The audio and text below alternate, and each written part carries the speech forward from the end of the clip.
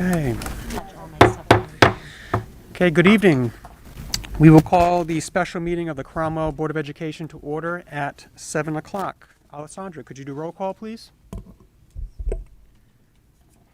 Cantwell? Here. Mr. Flanders? He will not be here today. Mrs. Tutler? Here. Mrs. Lamberson? Here. Mr. McCullough? Here? Mr. Menendez? Not here. Mrs. Marley? Lindsay will not be here. Mrs. Post? Here. Mrs. Ruff? Here. Kevin Riggio? Here. Olivia Polkowski? Here. Mr. Fortenbach? Mr. Neto or Mr. Ireland? The attendance is Thank you. Approval of the agenda. There are no changes to the agenda, so is there a motion to approve the agenda as presented? Motion by Selena. Is there a second? Second by Jen. Comments or questions? Hearing none. All in favor? Aye. Opposed? Abstentions? The motion carries unanimously. Okay, celebrating our new faculty staff. Dr. Macri. Good evening, everyone. So before this meeting, we were able to have a small gathering outside of our new faculty and staff. We did have a big hiring summer. We were able to add our social studies teachers, more social workers, and world language teachers. So we are just thrilled that we have new staff, wonderful staff. I had the opportunity to interview final interviews, and I just really think we have a stellar population of people who decided that they wanted to teach here. So I'm glad that they chose Cromwell.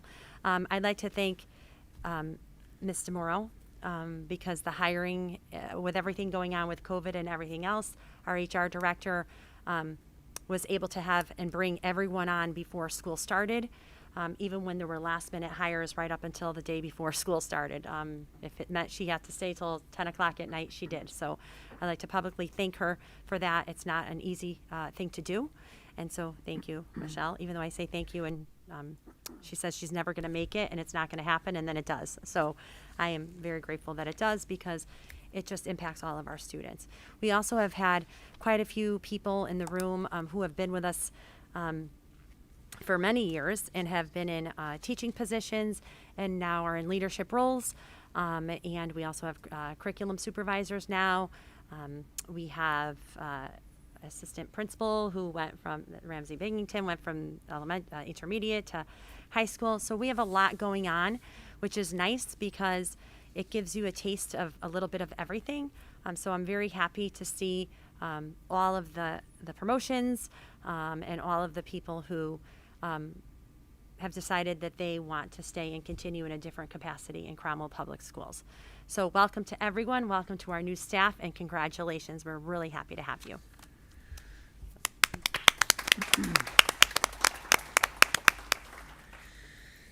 Thank you. Moving on to correspondence. I know we received several emails to read during public comment. Anything besides those? No. Okay. Thank you. Public comments. Before I read the rules for public comment, are there any members of the public who would like to comment? Okay. I will read the rules, and then if you could come to the podium one at a time, that would be appreciated. We welcome and encourage public comments at our Board of Education meetings. To make sure that our meetings are conducted respectfully while encouraging public participation, following are the rules for the public comment portions of the meeting. Thank you for your cooperation and participation. Individuals are welcome to address the Board of Education for up to 3 minutes each during the public comment portion of the meeting, but board members will not generally engage in dialogue. The Board of Education chair may at his or her discretion extend the time for public comments. Speakers must come to the podium and share your name and address. To facilitate efficient sharing of your comments, we encourage you to share any comments you may have about instruction, discipline, or learning materials, first with your student's teacher, then principal, and followed by the superintendent before bringing the comments to the Board of Education. However, if you do not believe your comments have been addressed appropriately, or if you believe they should be shared with the Board of Education for any other reason, please feel free to do so. All comments must not include personal attacks, and comments cannot be discourteous, threatening, vulgar, or otherwise inappropriate. The board chairperson may, at his or her discretion, curtail any public comments or terminate any such individual's privilege of address at any time. If they violate any of these rules, violate reasonable standards of decorum, are boisterous, or are repetitious, the Board of Education reserves the right to limit public comments to particular topics. And we just ask that you keep a mask on in accordance with the state requirements at this time. So who would like to go first? Sure.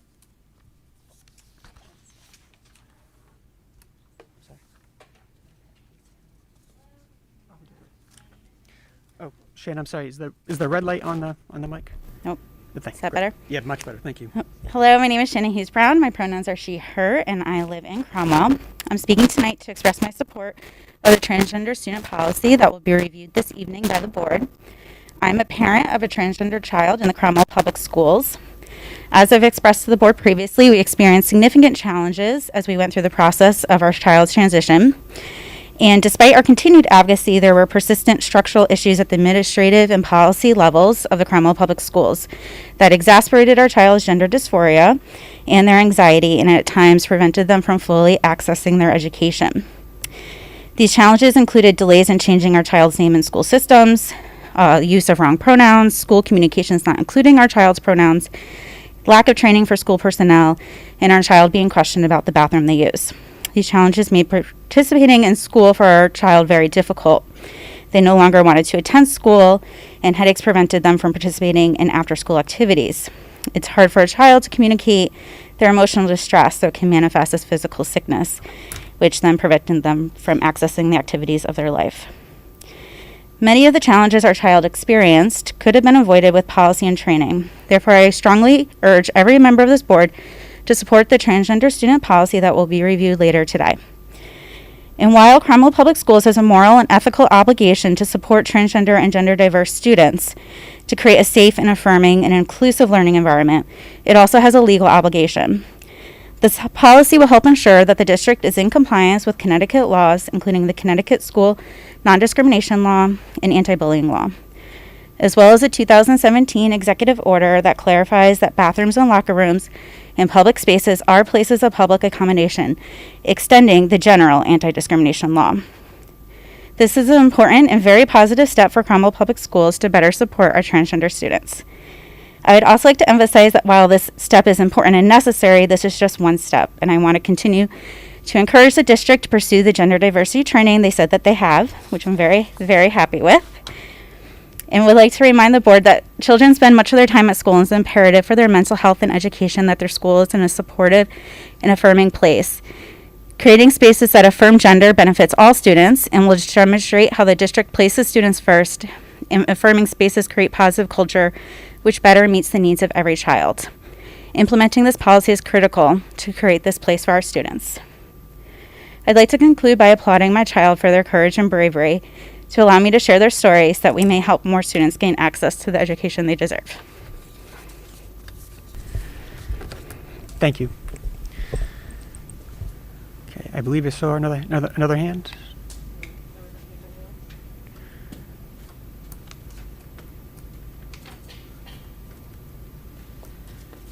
All right. My name is Jessica Downs Obernovic. I live at 8 Glenwood Terrace. And I'm just coming today to talk because I'm concerned about why we're still wearing masks when they don't work. I have a 5-year-old with autism, and she's been in the preschool program, and I have to say the teachers have been amazing, and the past 2 years have been difficult, but I could see their effort, and I want to say the teachers are amazing. But at this point in time, with all the science that we have, I don't understand why our children are still in masks. And for me personally, for my daughter, who has autism, it's difficult for her to interpret things and facial expressions. And when her teachers are wearing a mask, that impedes her learning greatly. So that was one issue I had. And at minimal, masks should be a parent choice. And I don't understand why we're playing into this narrative of the whole state of Connecticut. Like, seriously, when all the science that they're showing you is misinformation. And if you dig into the CDC, the NIH, you'll find the information on masks. You'll find the efficacy, I can't even say.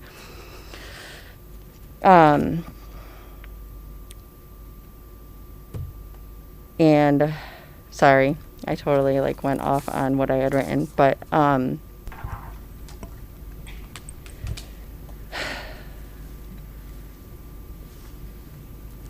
lot of the kids are suffering from anxiety, depression, learning disorders, headaches, everything. And I just feel that it's time for people like you who are supposed to support the parents actually stand up for the children.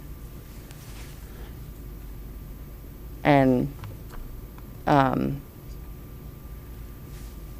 guess that's it, because I'm too like anxiety ridden right now. I can't even think straight. So I apologize for that, because I did have something better to say. But the fact is, it's been very difficult for our kids, and the adults in their lives need to take measures to start protecting them. And having them wear a mask is not okay. It's not okay for anybody.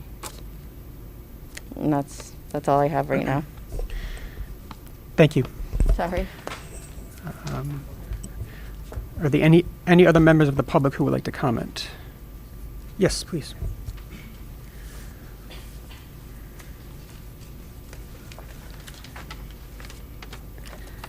Hi, I am Anthony Morris, and I am a social studies teacher at Cromwell Middle School. And even though I teach all day, I have never talked to a Board of Education before, so my throat feels down here. But I am with you on our quest to protect our children and my amazing coworkers who I've loved so much after these last 3 weeks. Now, I have analyzed the fact sheets and the authorization letters of all of our vaccines. And all of these sheets explicitly state that the known benefits are quote, shown to prevent COVID-19. And this is absolutely true. However, they explicitly do not state that they prevent the transmission and the infection of the virus that causes the sickness COVID-19, which is SARS-CoV-2. And this creates a very big problem that I think we're kind of ignoring. If an unvaccinated teacher or student is infected with SARS-CoV-2, they might get sick with COVID-19. So they are going to go get tested, and they are going to stay home to protect others. Meanwhile, the 95% of students and staff who we have that are vaccinated may also get infected with SARS-CoV-2, but they're not going to get sick with COVID-19, and they're not required to get tested. And they're not going to get tested because they don't feel sick. And then they are going to also spread the virus onto the students potentially. Now, if we truly value the health and safety of our students and staff, which I of course do, then I implore you to test every single teacher, regardless of vaccination status, to protect the kids. Now, I believe that if we are going to require a mandatory medical procedure and test, then it is our duty as a district to pay for it. So with 150 teachers at roughly $100 per test, that should only cost roughly $15,000 per week. Now, I want to give some good news to that big figure. An 11-year-old student in Middlesex County's 350 sick people at the moment. Cromwell currently has 30 sick people who tested positive for COVID-19. If these students exercise for at least 11 minutes per day and are in close contact with over 50 students for more than 15 minutes, believe it or not, they only have a 0.25% chance of contracting the sickness COVID-19. Luckily, if they are fully vaccinated, that risk goes down from 0.25% chance of getting it down to 0.013. So all I can say is please, please, please, please, please, try your best not to side with the fear and the financial coercion tactics that the state is imposing on you. the fine is a $10,000 fine to your grant money. Not so much, I think that's a bit less than $15,000 per week to test everybody. Side with true health and safety, and that can be done by incentivizing sick people to stay home. And finally, I would like it if we could truly educate everybody to focus more on preventing the causes of COVID-19 as opposed to just treating the symptoms and treating the symptoms and treating the symptoms. Thank you. Thank you. Are there any other members of the public who would like to comment? Going once, going twice. Okay. I do have some comments that were submitted in email form, which I will now summarize. The first is from, if you want to. The first one is from Brian Pereira. He writes, "Good evening, my name is Brian Pereira and I have 3 children in Cromwell schools. I'm writing with some current concerns over the proposals to eliminate class rank and have physical education count towards a student's GPA. These proposals had very little details with regards to which classes this would affect. For example, if approved and physical education is counted towards GPA, will this only affect the incoming class or will GPA be recalculated for all current classes? We need specific details. If it's counted towards current classes, in my opinion, it's unfair because students that completed a physical education course at the time did so knowing that it would not affect their GPA. In my opinion, keeping class rank is a positive thing. Students are competitive in every aspect of their lives when it comes to sports, music, academics, etc. Keeping class rank will continue to encourage students to do well as they will be rewarded in the end, similar to other areas in their lives. I've been an educator for 20 years and have seen the positive results from class rank, which include a healthy sense of pride in doing well, scholarship opportunities, and in some cases, aid in college acceptances, especially students coming from smaller districts such as Cromwell. Please take this into consideration that keeping class rank is a positive and not negative." The next is from Sherry Pereira. Sherry writes, "I am interested in seeing the actual data the administration said they had but didn't share. Also, I would be interested in hearing about schools that are comparable to Cromwell in the shoreline that got rid of class rank. From what I have heard from students who have gone through the college process, competitive colleges use these types of data points to help make decisions when a student is considered with students at equal status from similar schools. And I know of alumni and other students who have acquired presidential and other scholarships based on their rank. Why should our kids miss out? Kids know if they are the top athlete and can work on skills to be better base their own stats. Why can't the smart kids know their stats to work at becoming better? It's only fair. Everything is competitive in student life, sports, drama, music, student, government, everything. Everything brings on stress and social, emotional issues. Kids should be allowed to know their rank and work at bettering it over 4 years if they want to do that." The next is from Gary Vosio. Gary writes, "After reviewing the minutes from a prior board meeting, it seems that you are actively considering the elimination of class rank beyond the top 2 students at Cromwell High School. I would encourage you to reject this proposal. I am not sure when this proposal will be revisited and whether I will be able to attend that meeting, so I hope you will review and consider this notes as if it were my public comments. As a parent of 2 current high school students, including 1 senior, I think this proposal is detrimental to my children and their peers. While I appreciate and respect the efforts to create a more collegial and supportive atmosphere at CHS, I think this particular proposal has the risk of adverse consequences to our students in the college application process. I have attended information sessions with numerous colleges and universities over the last few months. While the standards for review and consideration run the gambit on standardized testing, optional, super scores, etc., the review of grades seems fairly consistent. All of the schools have articulated having a process to understand the quality of the students' grades at their particular school and how that compares to peers in other schools.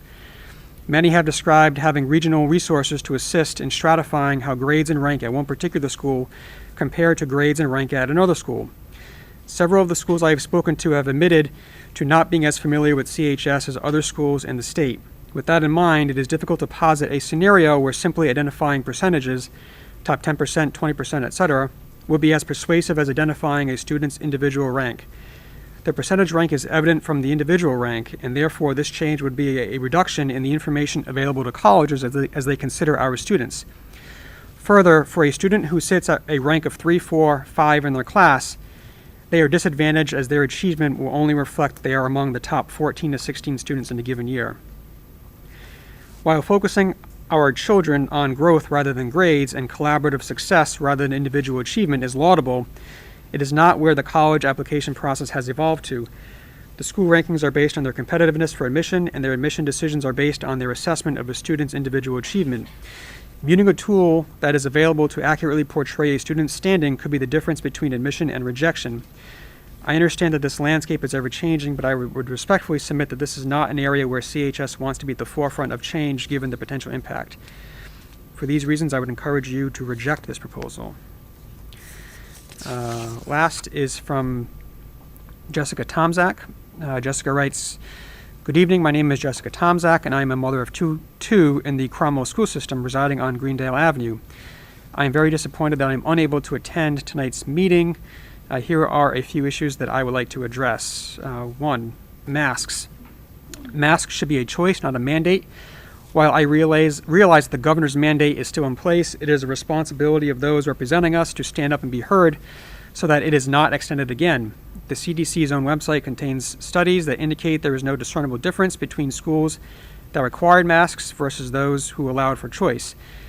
We here follow the science, but with a mandate in place, we are being directed which experts in science to listen to. Please push for choice with masking. It is my understanding that mask breaks should be occurring regularly. I frequently ask my children about them, as I am sure that other parents do. I was surprised to discover that especially with the older children, they are only provided upon request. Many students are afraid to ask for breaks. These should be provided to everyone. I feel that it is important that the district require them, and perhaps go as far as to even provide the time in which they must be provided.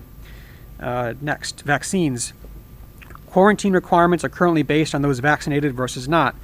I ask, why is this, when it has been proven multiple times that those vaccinated can still infect others? To that end, what difference does it make if someone is vaccinated or not, as the available options only lessen the symptoms of the one with it? It does not protect anyone else, nor prevent the spread. In fact, there is evidence that those who are vaccinated may carry a higher viral load than those that are not. Treating individuals differently based on their status is discrimination and needs to stop. I ask that you revisit this policy. Politics. Over the last 18 months or so, we have seen much of this turned political. It should not be. I have seen things that, no matter their intent, are political in nature. I think it is imperative that all personal views are just that, personal and kept that way. This includes things posted in classrooms and things said to our vulnerable children. I am a firm believer of providing more information and letting someone make their own opinions. If facts cannot be provided in an unbiased way, then the topic should not be addressed. This is something that we do in our household and expect our children to make informed decisions and develop their own beliefs. This can be done by asking questions and researching. Research should not be limited to the first couple of hits on a Google search, but require more extensive investigation. I realize that this is not an easy position, but please know that you're appreciated and supported. The people of this community rely on you to help make the best decisions for our children. Thank you again for your time. That is all the public comment. We thank you for your input. Next agenda item, introduction of new student representatives and report from student representatives. Dr. Macri, will you introduce our new student reps, please? Absolutely. We have Devin Riggio, who is our senior student representative, and she was our junior class representative last year.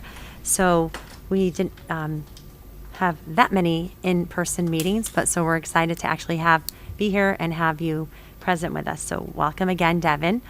And Olivia Polkowski, who is our junior representative. So hopefully Olivia will want to be with us for 2 years. I'm sure I know they have a ton to offer to their class and to their school. So I believe having them on this board as student reps, they'll have plenty to share with us and give us their perspective, which we value tremendously. So welcome to both of you. Welcome. So we typically allow you to do your updates. You're welcome to do that. And after that, you're welcome to stay. We frequently ask the reps for your input on school matters, so we hope you can participate. And after you give your updates, feel free to stay as long or as little as you'd like. So Floor is yours. So for general announcements, Cromwell High School had its first day of school fully in person with the new block schedule. Clubs such as Yearbook and World Language Club are beginning to set up meetings for the year. Student Council successfully organized a freshman orientation for the class of 2025. The school sent out a survey to all students asking about the dress code, which is currently being revised. School administrators planned and executed an informative open house for parents. Clubs at school set up an activity fair for the freshmen and sophomores to have an opportunity to get informed on what clubs the school has to offer. And the PSATs have been scheduled to be administered on Wednesday, October 13th for sophomores and juniors. And for sports, fall sports have officially begun and athletes are excited for their upcoming games. The boys soccer team had their first game Friday against Rockville. Unfortunately, they lost 0-4, but they played a great game. They will play against Aerospace on Friday. The girls volleyball team had their first game Thursday against Haleray. They unfortunately lost but showed excellent performance. They will play against East Hampton on Monday. The football team had their first game on Friday against Morgan. They won 36-8. They will play against North Branford next Friday, the 24th. The girls soccer team had their first game Friday against North Branford. They won 10-1. They play against Morgan on Friday. The boys and girls cross country team had their first meet on Saturday. All runners showed excellent performances. Both teams will go to the CT River Valley Invitational on Saturday. And finally, all athletes have been following the safety rules put in place and are looking forward to having a safe and fun season. Great, thank you. Any questions for our new board reps? No? Okay, thank you. Welcome again, and again, feel free to stay for as long as little as you like. Okay, reports of liaisons from Town Council and Board of Finance. I don't think I saw or heard Steve or Julius or John, so no updates today. Okay, superintendent's updates and response to BOE comments, action items from prior meeting. Dr. Macri? Most of what we'll be talking about is in the reopening plan as usual, but I just would like to say we had an excellent reopening. It was as smooth as any of us could have anticipated. Our teachers, our staff, the entire staff really just put their best foot forward and did whatever they needed to do to welcome back our students and to make sure that all of the mitigation and safety strategies were put in place and followed. It's not easy to do that, especially when there's some complacency in a way of what's going on in our society. But everyone's doing a wonderful job, and I'm very proud of everyone, and I'm very thankful for everyone's hard work. We also had Mr. David Cormier, an educational consultant, he's working with us, and he was our convocation speaker for teachers and really focused on social emotional learning and the well-being of the adults who take care of the kids and how we can really translate that from us to our students, what our students need and what we need as adults. And it's really talking about we all have weaknesses, and all of us have to admit that we are all being asked to do more than one job every single day, and it's okay if we don't know how to do that job, but it's important for us to learn and be truthful about what we don't know how to do every single day, because that's the only way we're actually going to be open to learning, which is why we have a huge emphasis on getting into our classrooms and coaching and supporting our staff. Also, I want to make the board aware of the bus concerns. We did end up starting with a full fleet. Cromwell does have a full fleet of bus drivers. I can't say every day because I haven't talked to DACO today and yesterday, but every day since we started school. But I know Kelly has, Miss Maher. We are constantly on the phone with DACO. There's a national shortage in bus drivers. Connecticut is no different. Cromwell is no different. School is first. School is a priority. We must come to school. Athletics is, we know it's very important, and extracurricular activities that require busing. However, it is not a mandate, and we are going to start running into some conflicts with being able to transport students. Our athletic director, Kelly Maher, has done an exceptional job. She's looked at every single solitary thing she could to make sure that JV and varsity games are on the same day. A lot of people are not having games under the lights. A lot of schools don't have lights. So the difficult part is that we're bringing kids home, and then usually we had other drivers coming in and transporting our students while our kids were being transported home. But that can't happen because we only have just enough drivers to ride the school buses, to drive the school buses. So we will be in constant communication as we are. I have to say, we met with the new vice president of DACO and Renee Simeone and Bonnie and Andrea, and is hard. Their job is very difficult too. They are doing the absolute best that they can, but we are definitely going to run into some issues, especially when it comes to our after-school programming. That doesn't mean it's for lack of trying, but it's the reality of it. I don't like it. They don't like it. We are working with, and when I say we, the Connecticut State Department of Education, the superintendent's group had a very long, lengthy conversation with the commissioner about this, and the commissioner is working with the Department of Motor Vehicles and with the state police, because part of the problem is, first, there's a shortage, and then we get applicants, and then it takes about 14 to 16 weeks for those applicants to get tested, to do all the background checks, to go through everything that DMV requires and everything that the state police requires for fingerprinting. So we are in constant communication with these other state entities who are struggling as well. We understand that, but in order to get our kids to school and have them participating in activities, we need to have this sped up. So, so far, we are in better shape than many districts that I talk to. All of our kids are getting to school. The buses are a little bit late. We have many families who are dropping off. You will notice that when you drive by in the morning. The middle school is probably the school where we have the most issues with traffic. We are working with Chief LaMontagne, Captain Sifo, and our 2 SROs. And they are working incredibly well with us and with Tommy and Ann Cochiola, all of us, to try to figure out a way where we could possibly change the way we're routing buses so that we can have a different procedure for parent drop-off, except, as you all know, because we need a new middle school, we also, it's outdated. The circle, the whole drop-off procedure is outdated, and there is a struggle in the morning with traffic. So we are on it.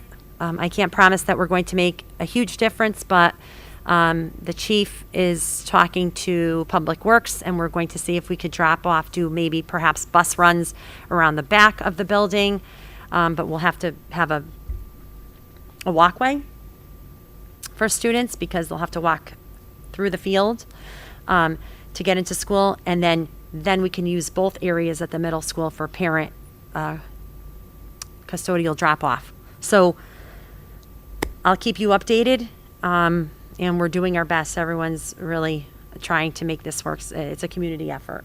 I think that is it. Any questions for Dr. Macri? Okay, thank you. Okay, next, presentations and reports of administration. Item A, the 2020-2021 final budget update, reference A. She's not. Ms. Burke is on vacation, so if you have any questions, feel free to ask me. I'll do the absolute best to answer them. We review this all the time together, but she is our expert.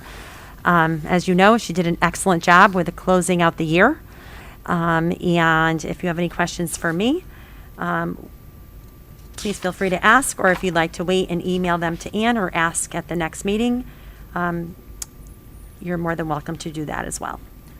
So just to recap what's in her report, we finished the budget year with a $1,788 surplus, correct? Pretty good budgeting when you're close to the bone. down 1.6 million. at the start of the year. But we did get the grants, obviously, that helped us with COVID. We did, we get grants according to the needs of our district. So she did an excellent job with balancing the budget, and we will be, it's the next, one of the next few pages where we're going to ask Okay, for. so the next step is then for the board to request approval from the Board of Finance to transfer those funds into our unexpended, our non-lapsing education fund. Yes. correct? And Any- we would need the board to vote on that. Any questions from the board on the report, not the motion? Okay, again, nice job on keeping that balance this year, or last year. Okay, hearing none, then item B is possible action, request approval from the Board of Education to request approval from the Board of Finance for the transfer of unexpended funds into the Board of Education's non-lapsing education fund. Is there a motion? Motion by Catherine, is there a second? Second by Selena. Any comments or questions? Hearing none, all in favor? Aye. Opposed? Abstentions? The motion carries unanimously. Okay, item C, update on the American Rescue Plan funds. Dr. Macri, back to you. Yes, we were asked to provide a synopsis of our Recover Grant Fund summary, and this is it. So ESSER 2, we gave you the total award, what we've expended and what we've encumbered. It's important to remember that these grants are 2 years, so that's why we have a decent amount remaining. However, we know how we're spending it already. We may have to make adjustments. We don't know how the variant could change things, but as of now, we have an excellent idea on how we're trying to accelerate learning and protect our students' social emotional well-being and their health and safety. The ARP is the American Rescue Plan, and then ESSER 3. And again, you have the total awarded, what we have encumbered, and then total remaining. And again, a 2-year grant. Thank you. So just a couple questions. The total expended / encumbered, do those amounts count amounts that have been sort of budgeted for next year, so 2022 to 23? Like, for example, if a teaching position is a 2-year position, or are those included in the amounts listed? Yes. Okay. And for the remaining, do we have any sort of budget or ideas as to what they're going to be used for? So that we don't go over the amounts remaining? Mm-hmm. So there are a lot of things that we are concerned about as far as, and we're waiting and seeing. We know that our students are behind in their learning. The data shows it. We're still in the process of collecting more data, assessing our students in the 3rd week of school. We already, this has already really changed since Ann wrote this on September 9th.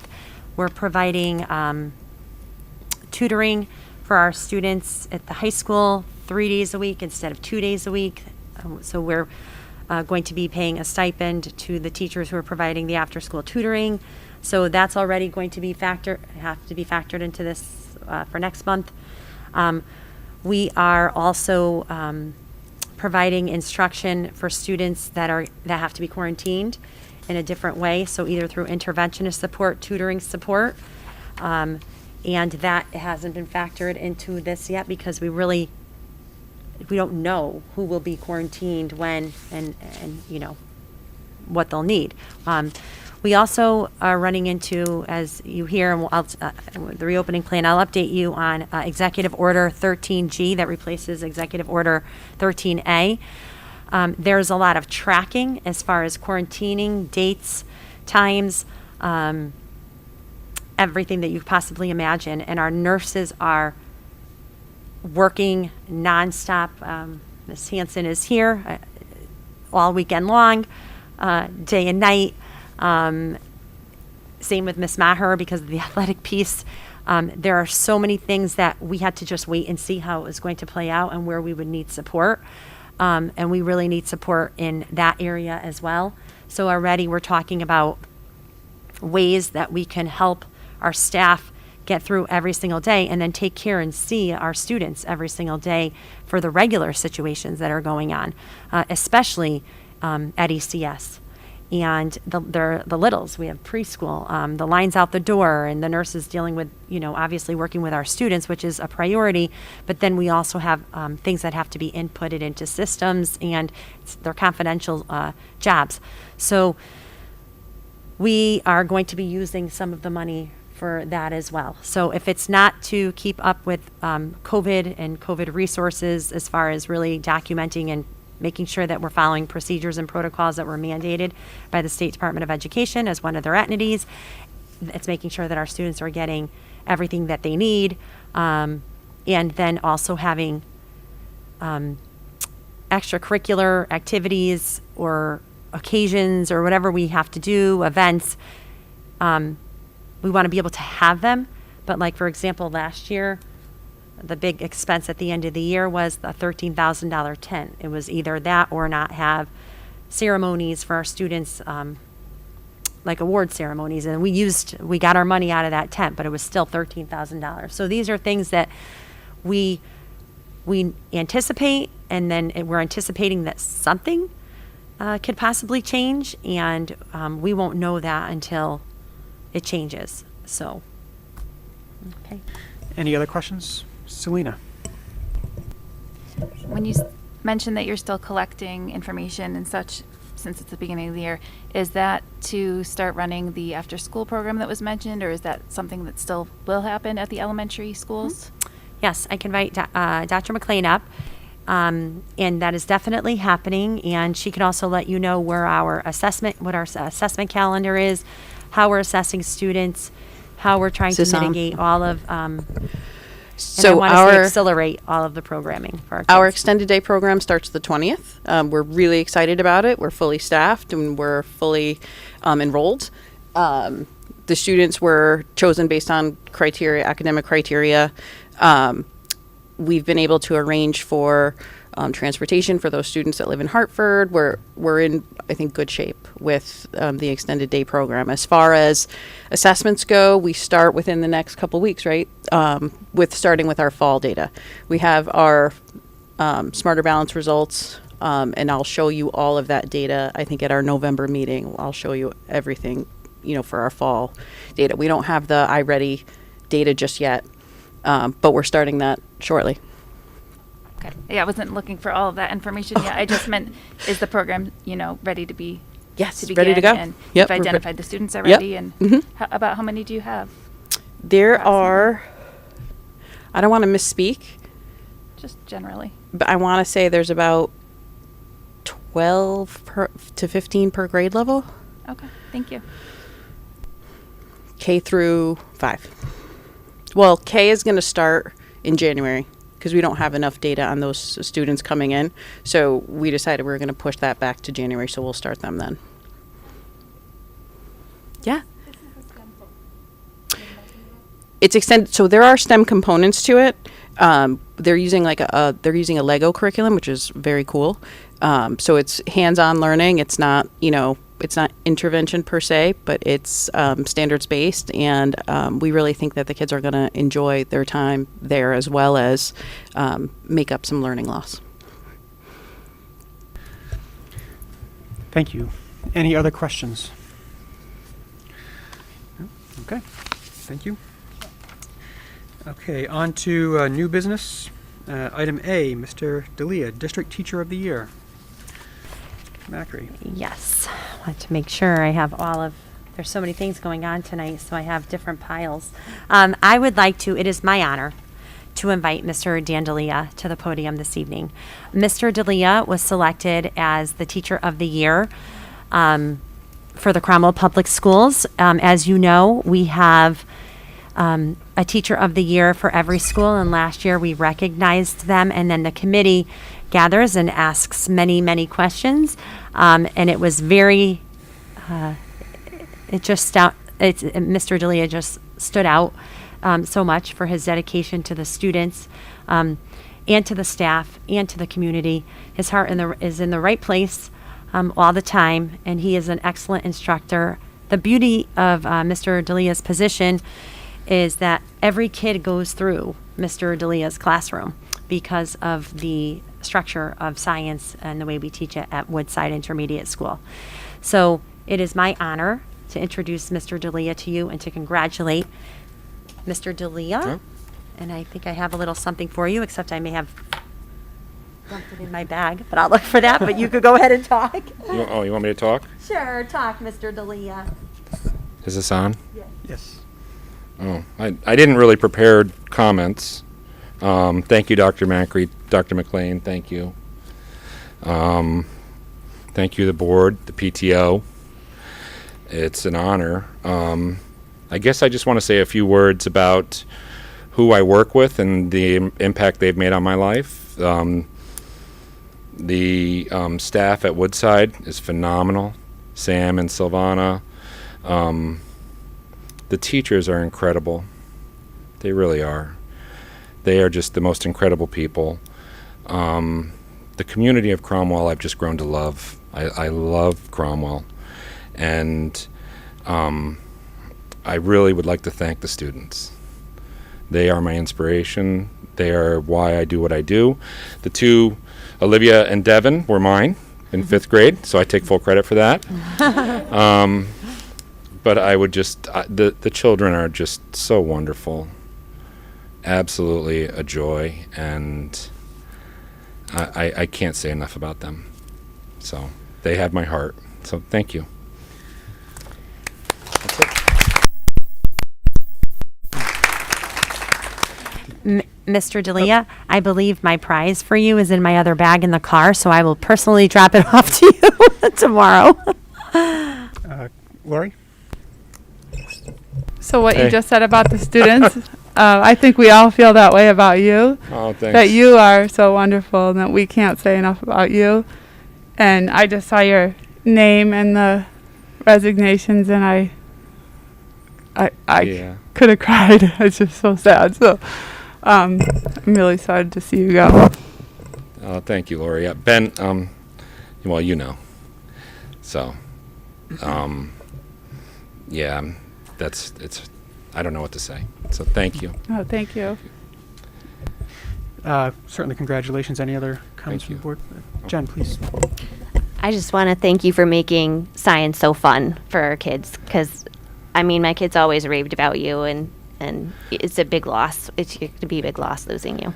Yeah, we were having a lot of fun today, actually. It was we were doing a sugar shake today, and boy, were we making a mess. And I have to say, we were just laughing, and the kids were dancing, and they had no idea that they were learning about weathering and erosion, and they just thought they were shaking sugar cubes all over the room. So, yeah, we have a lot of fun, and we laugh a lot. And I think that's important. I think that perspective on education, just like Dr. Macri said, when the teachers are having fun with the kids, they learn, and they don't even realize they're learning. And I think that is the beauty of teaching, is that you can give them that gift while there's a smile on their face. So thank you. I appreciate that.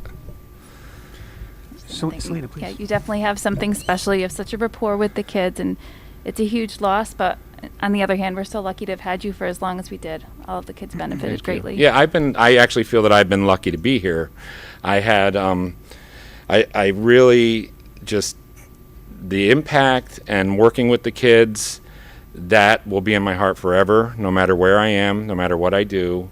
And, I got a card from a student that I taught at another school who just graduated from college. And boy, is that just, it just warms your heart. So thank you. Thank you. Anything else? Okay. So you'll follow up with Dan? Oh, yes. Yeah. So for those of you that are wondering, Mr. D'Elia has accepted a position closer to home.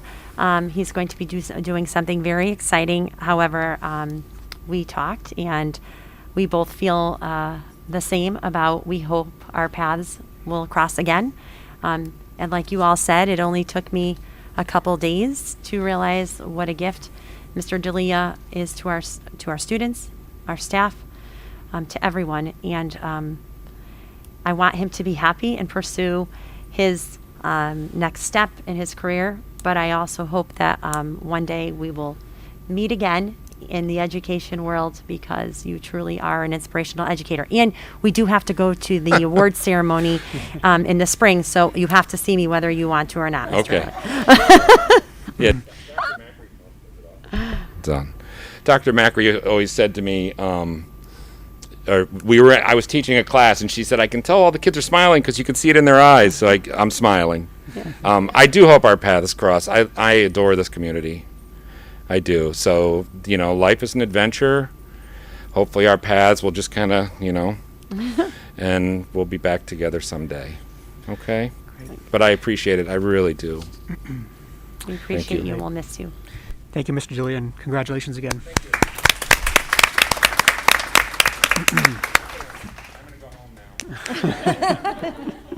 I'll be over tomorrow. Okay, next, reopening plan update. Dr. Macri? Okay, so obviously there is just so much. I've been trying to keep you updated, and you know about all the changes, because everyone in this room right now has children in the school system, so you get all of my lengthy letters and everything else. So, as you know, we are an entity of the State Department of Education. We are mandated to wear masks and require masks, that everyone wears masks. Our students have been excellent. Our parents have been very supportive. We actually had one student go into a school today who had to go to a doctor's appointment, and so she came in late, and she said to the administrative assistant that said she was so happy to be back at school because she feels like the school is the only place that are really taking COVID seriously, and she's very happy that she feels extremely safe when she comes to school. And as hard as it is, like everyone has spoken, and I want to acknowledge, obviously, everyone that really, this is a struggle, and you're right, we don't see facial expressions, although you do see it in the eyes. The kids are doing wonderful. They are happy to be back with their friends. Do we want to be able to take these masks off? Yes. Do we want to do that at the risk of having to quarantine and worse, having children get sick? No. I continue to have my DPH weekly meetings and CSTE meetings. That happens every Tuesday. Tuesday's a really busy day with COVID. I call it COVID Tuesday. And I'd like to have my friend COVID Jillian come up to poor Mrs. Hanson, but she's going to come up too, and she'll help with giving you and answering any questions that you may have. Just so you know, we have, there's a mandate for all staff to either be vaccinated, and if they can't be vaccinated, then they will have to have a weekly test. That is something that is mandated by the governor's office. It is not mandated by the district. So if you're considered a covered worker, which means anyone who works in our schools on a daily basis, or even a couple days a week, they, in their full and part-time, even contract workers, they will have to, after September 27th, begin testing, and then providing HR with our nurse Jillian Hanson with a negative test. If it's positive, obviously the person will have to quarantine, and so forth. The other thing, people can be exempt. So, for example, you can have an ADA accommodation, a medical accommodation, because a physician, a physician's assistant, or advanced practice registered nurse determined that the administration of COVID-19 vaccine is likely to be detrimental to the COVID worker or student's health. So we also are obviously adhering to those mandates, and also a covered worker or student can object to the vaccination on the basis of a sincerely held religious or spiritual belief, and the covered mask worker or student is able to perform either their essential job function in the worker's situation with a reasonable accommodation that is not an undue burden on the school board. So we do have, but that if anyone is opting out because of a religious exemption, they still do have to be tested weekly. Just looking at the things that I want to make sure that I share with you. I think that's pretty much it. The one of the things that's very important that you know, and addendum 5, if you really, really would like to read all of this, they're so much fun. and they don't contradict each other at all. They're addendums, and they're on the Connecticut State Department of Education, and they're updated frequently based on what we need to follow. So the interim guidance for responding to COVID-19 scenarios in Connecticut and school districts was the last one that came out. And the biggest change is, and I don't want to hold back and not share it with you because it is, it's going to be a lot of work. Don't shoot the messenger. We're just following the rules.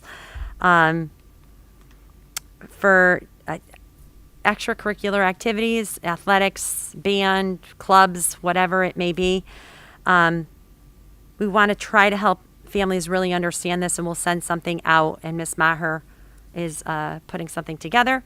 But I'm going to have Ms. Hansen explain it to you because you want to, if you're going to shoot the messenger, shoot that one. But it's, I'm not saying I agree or disagree. It's the law, and this is what we are doing.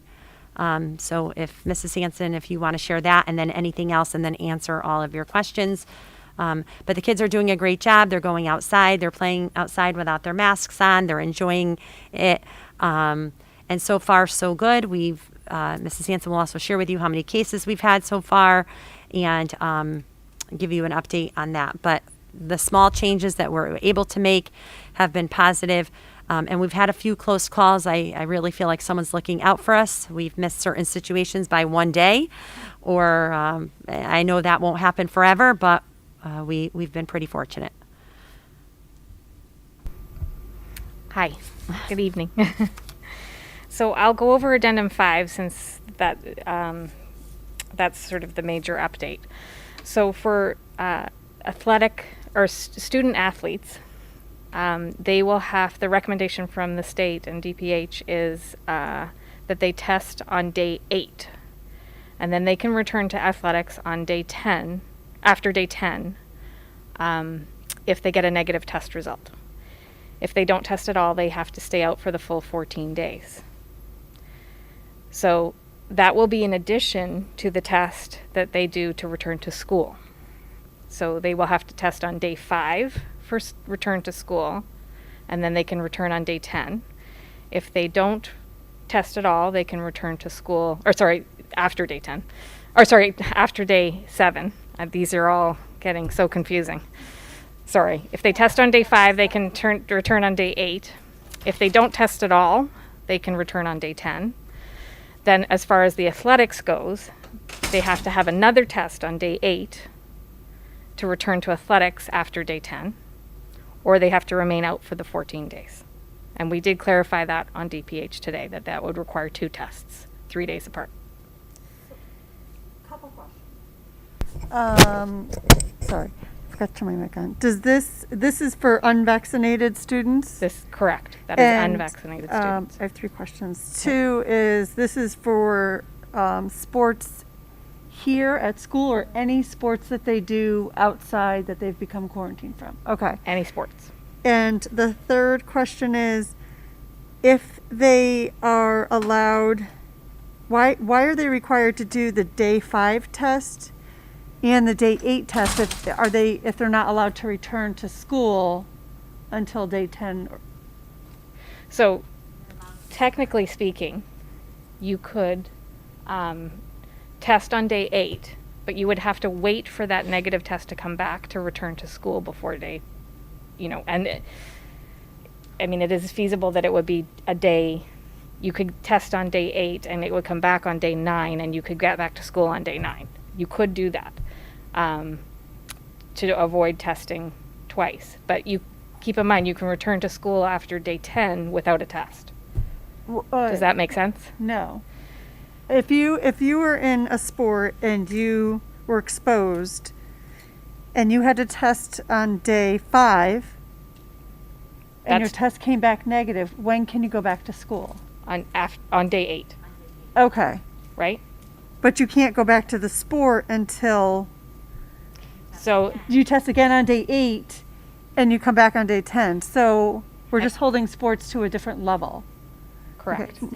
11, just to make sure it's after day 10. After Yes. day 10. We Sorry. asked and we verified and we confirmed this morning that yes, there would have to be 2 tests. Yes, one is for On or school. after is and very one is important. Breath, oh, trust us, believe us, believe we all of Yeah, us did. And, okay. quite a few superintendents challenged it. Okay. And the reason being is because of the same thing you're probably thinking. We're thinking the same thing, and their explanation to us was the school is a controlled setting, a controlled environment. You're supposed to be 3 feet apart from each other in the classroom, 6 feet apart. You're wearing your masks. When you're out on the field or in band or whatever you may be doing, there's a greater chance outside. You're running by.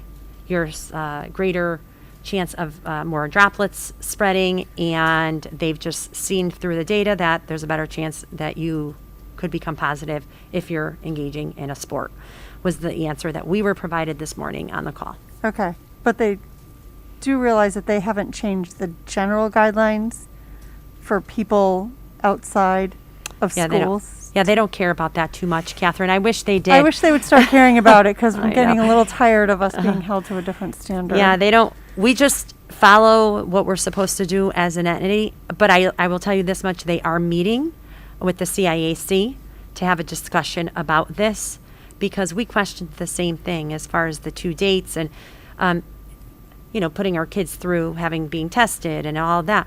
But then the resource piece, the amount of resources, imagine what the school system has to do in order to keep up with all of this Yeah, and no. all of the different It's a changes lot. and all It's a the lot. who's coming back when. And we do it all day long, and we're still a little, we have to really map it out and look at it.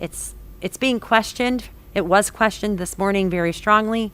It is being questioned, but for right now, that's what's happening. But there is a meeting, Kelly, Ms. Maher, on Friday? Friday morning. So I'm sure there'll be more information forthcoming. Maybe they'll change it. And if they do, we'll be right on top of it.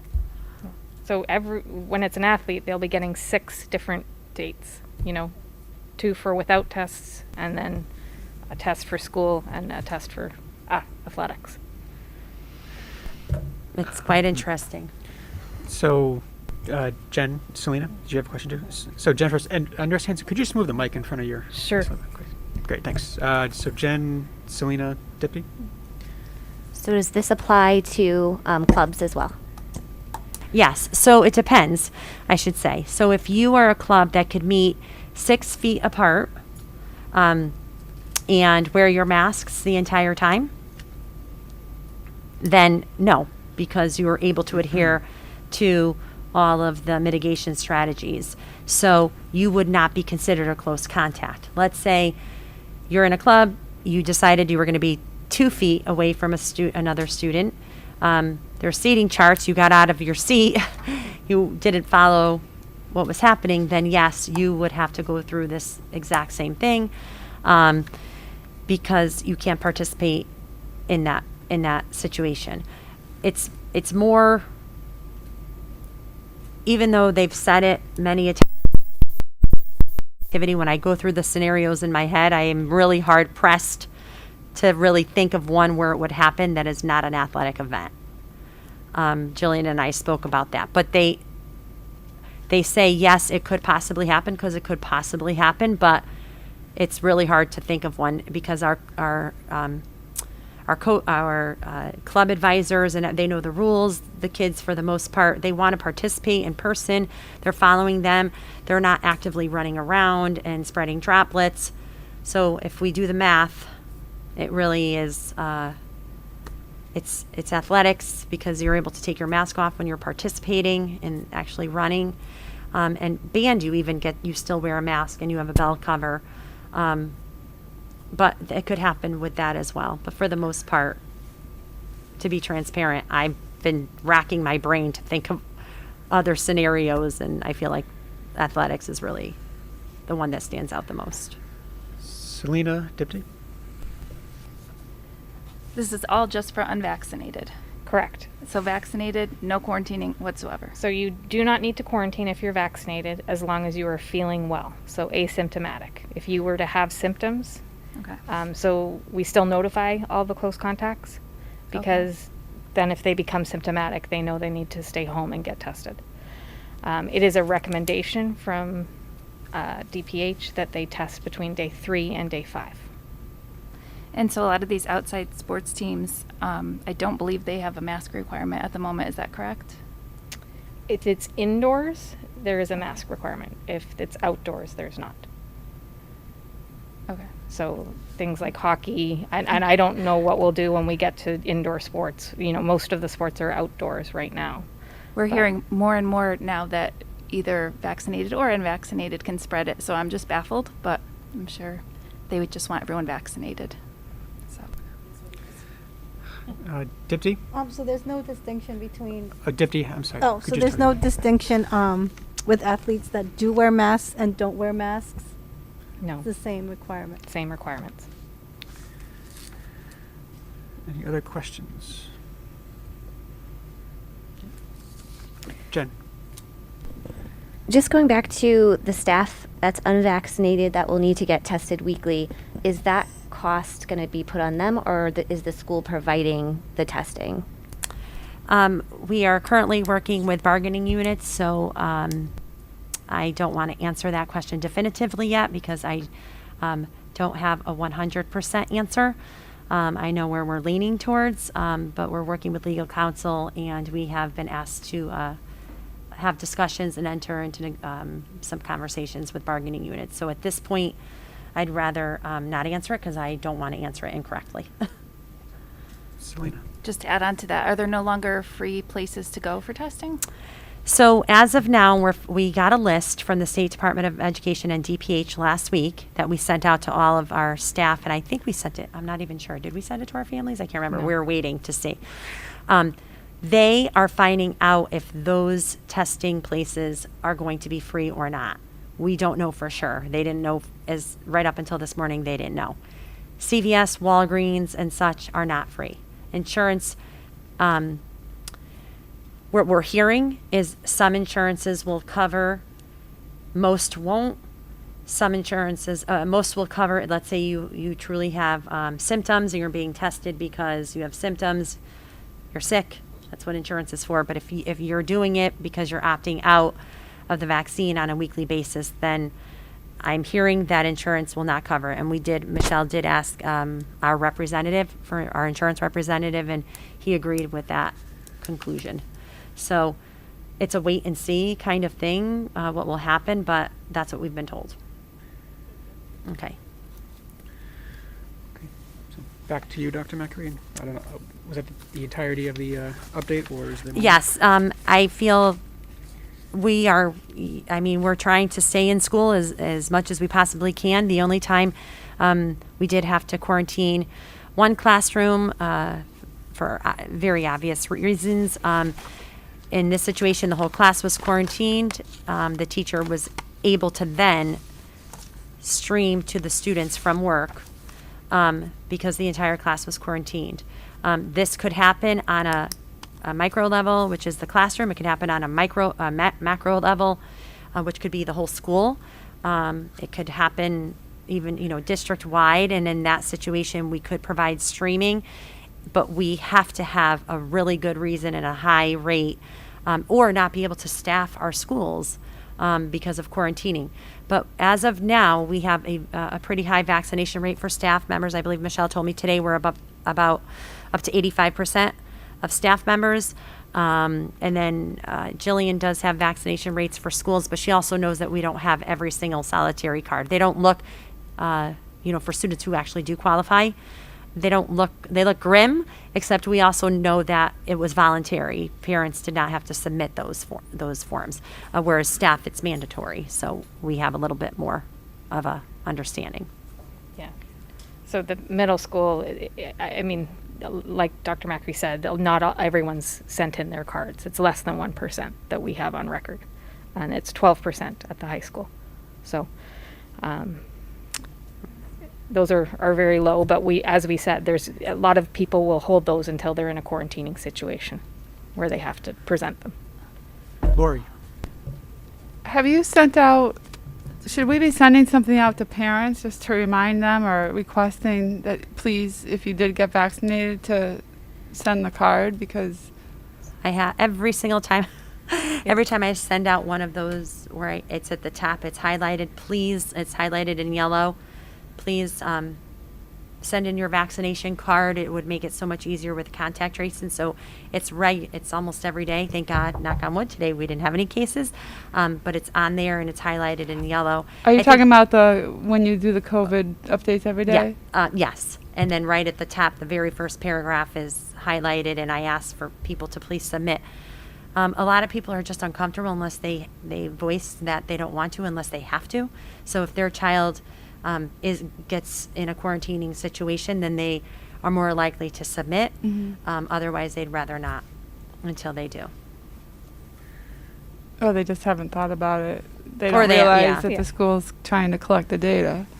Yeah. They're not purposely withholding it. No, I think some people just they feel more, some people have expressed that they're just not. It's really hard because everything is so new and so political. It's an immunization, which would go in the child's medical record just like every other immunization, but a lot of people are concerned about where this will go.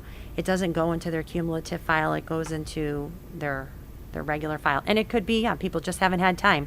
Or, exactly, it slipped their mind.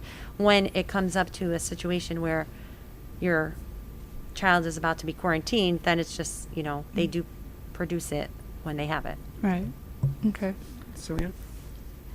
With all due respect, I'm not sure how many people are reading all of those emails that go out anymore. So if there's any other So way. you want me to send another one that they're No. not going to read? I mean, a flyer? If it's maybe just about that, it would stand out more. I'd be more than happy to do that.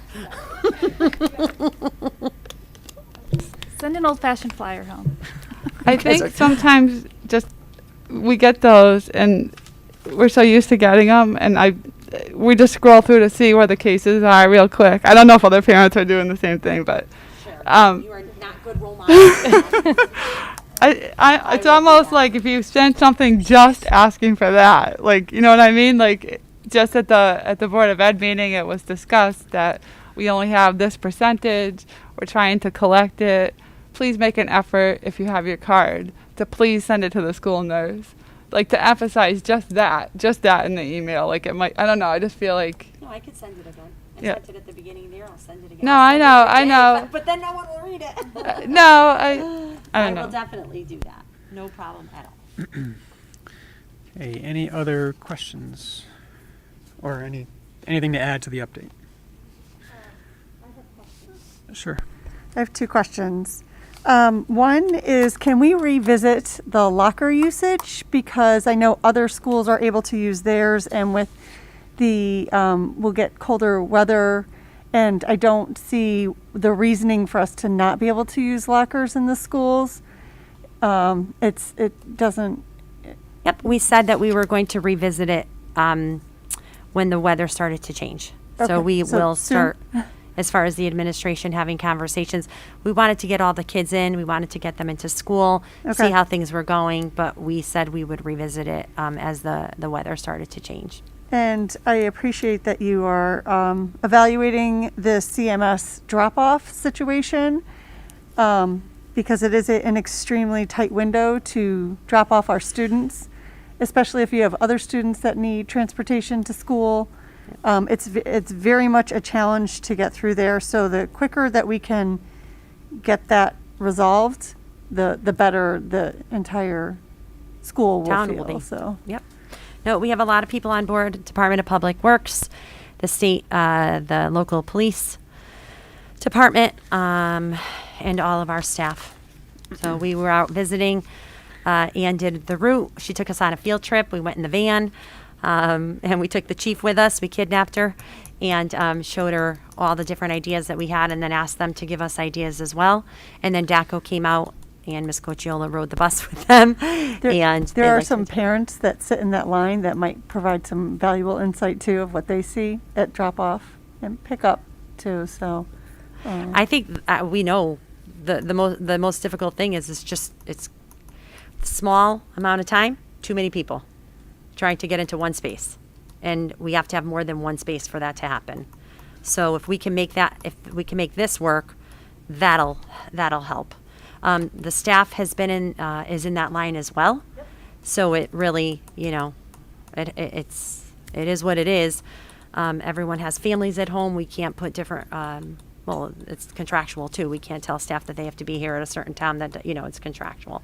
So we're looking at it. I think we have a great team, and we've been on it already since the first week of school. Great. Anything else? No, I think that's it. Okay. Keep it on the agenda. Thank you, Nurse Hanson. Okay, item C, discussion and possible approval, safe routes to school, sidewalk, reference D. Dr. Macri? Yes, I believe John is here. We have a wonderful guest this evening. We were very happy to hear, I was very happy to get an email from John Harriman, who is our town engineer. And he's going to come up and talk to you a little bit about a grant that the town received to construct sidewalks along portions of Gear Street and Main Street under the Community Connectivity Grant Program. And bids came in a little bit lower than anticipated. And so there's a surplus of funds so they can expand the project. And he's going to talk to us about what that would mean for Mann Memorial Drive entrance to the middle school off of Gear Street. So I invite and thank John. I know he has a family that he's leaving tonight. He was more than happy to come. He sent us this map. Ask him all the questions that you would like, because I definitely cannot answer them, but he has all the answers for us. And we would need your approval to move forward. No, just make sure the red light is on. No, it's on. Thank you. You nailed it. I don't have much to add. I am John Harriman, the town engineer. As she was saying, a few years ago, a Safe Routes to Schools study was done here in town, which involved members of town hall, people from the schools, the police department, where they walked and looked at where kids are walking and transitioning in and out of the schools. A number of areas were identified for additional sidewalks. One area that in particular that came out was a lack of connected sidewalks along all of Gear Street and Upper Main Street. So 2 years ago, a grant opportunity came out with an upper threshold of $400,000 to construct sidewalks. We applied for the project, which includes sidewalks from the intersection of Gear Street and Main Street all the way north to Sunset, and then along Gear Street on the south side from the intersection of Main Street west to Breaden, which is about where the WIS is. And there's sidewalks all along WIS, and then we go from Woodside Road west on Gear Street on the south side of the road all the way to Court Street by the firehouse.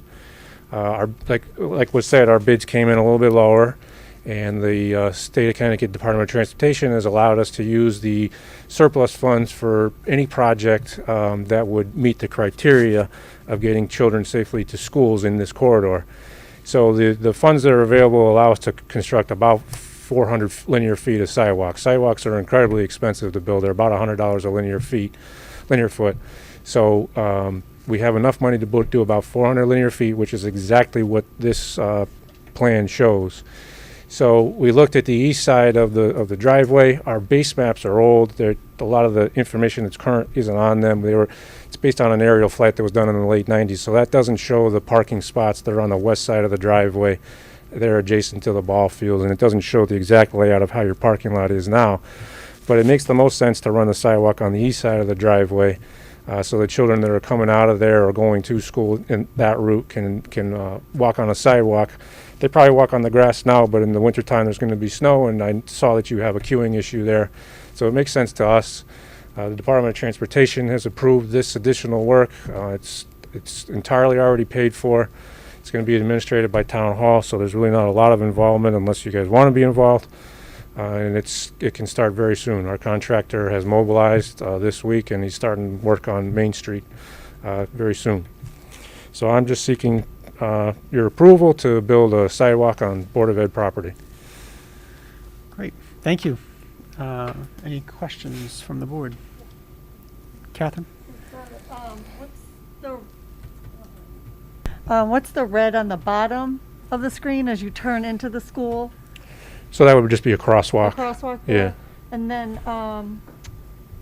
the other red near the parking lot up top? That's showing the tactile warning strip for the ramp to get on and off the sidewalk. Any other questions? Sure, Deputy. So this sidewalk will eliminate some, like a bus route maybe? So the kids can walk? Well, right now, that's something that we can discuss too in the Okay. future. Like I've said before, we do have our students who are able to walk to school that don't, that we do pick up a lot of students that are very, very close in proximity. Cromwell has always done that. I have worked with DECO to condense some of our routes. If this is something that the board would want to see and have a policy that says if you're so many miles out and there are sidewalks and you can walk to school, a lot of our kids, I have to say a lot, maybe 10, 15, Ann and Sue, from the middle school, I see bikes out there. It's just a different, I've worked in districts where it's been 3 miles and we've stuck to that 3 miles. We don't tend to do that in Cromwell. So if this is something that the board would like to revisit and make it a policy, I'd be more than happy to. Just for background on that, Deputy, maybe 4 or 5 years ago, maybe, there was an extensive study done on that for that purpose, and it was like a walking zone type thing. If you would live within a certain radius of a school, you couldn't take the bus. And the conclusion of the report was that it just wasn't safe because of the lack of sidewalks. So that was looked at, again, 4 or 5 years ago. And just to add on to that, if I remember right, whatever they found out, it wasn't enough students that it affected where it would save us a bus, but maybe that's changed. Yes, we were able to save us a bus. So I think when you're really pushing and you're looking very hard between myself, Miss Burke, Miss Maher, we have been able to look at it more closely, and it has saved us a bus, and this could perhaps save us another one.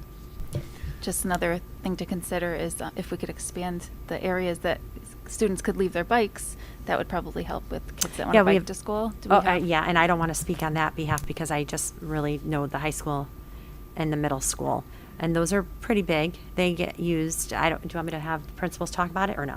Okay. Well, yeah, that, and I think Ms. Cochiola could speak best to, or I don't know who could. Yeah. If this is the most effective spot for the sidewalk, it seems like it's always been an issue at CMS. The students walk out and it's like ants running through a parking lot, and it's terrifying to not hit a child.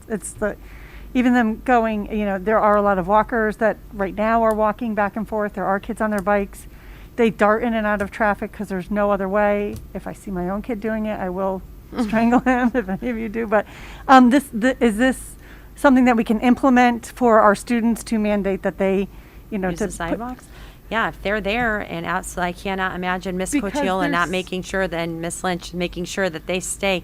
There's Bus- still parking lot area. Like, can we corner that off where people can't drive through there during the peak hours, and even teachers, if you're not in by this hour, you can't park over there because the students are coming in and going to school. Do you see my point? I do. I think there are things that we could definitely look at. To me, I see this as, this is great in so many different ways. One, it's excellent for the school. It's excellent for the actual neighborhood as well. And then how do we utilize it better so that our kids are safer and walking, and all of that we definitely would have to look at. But I don't see any reason to say no to this. But then on top of this, after this is done, then we need to, as a school community, figure out, okay, we have this sidewalk. How are we going to use it to help dismissal? Is it actually going to impact more students riding their bikes to school? We hope it will. We can, do all that after. The bike rack at the middle school is on the opposite side of the bus entrance. Yeah, we have a couple, right, Ann? Do we have 2? Do we have 2 at the middle school? Bike racks? Where's the? Central office and then But on the opposite side, like students who come in through the regular entryway have to go through the bus circle. Do you want her to come up? Yeah, Ms. Coachella, would you mind just coming to the mic?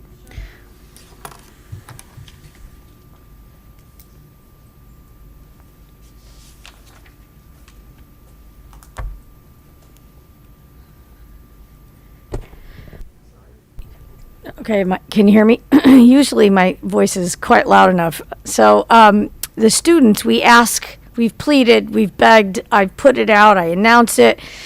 You know, depending upon which way you come in from which side, you know, depending upon where kids live, they'll use the sidewalk to come in, you know, drive in on the Battelle Road area and drive in and park there. Kids who are coming in from the other direction, we ask them to stay and skirt over.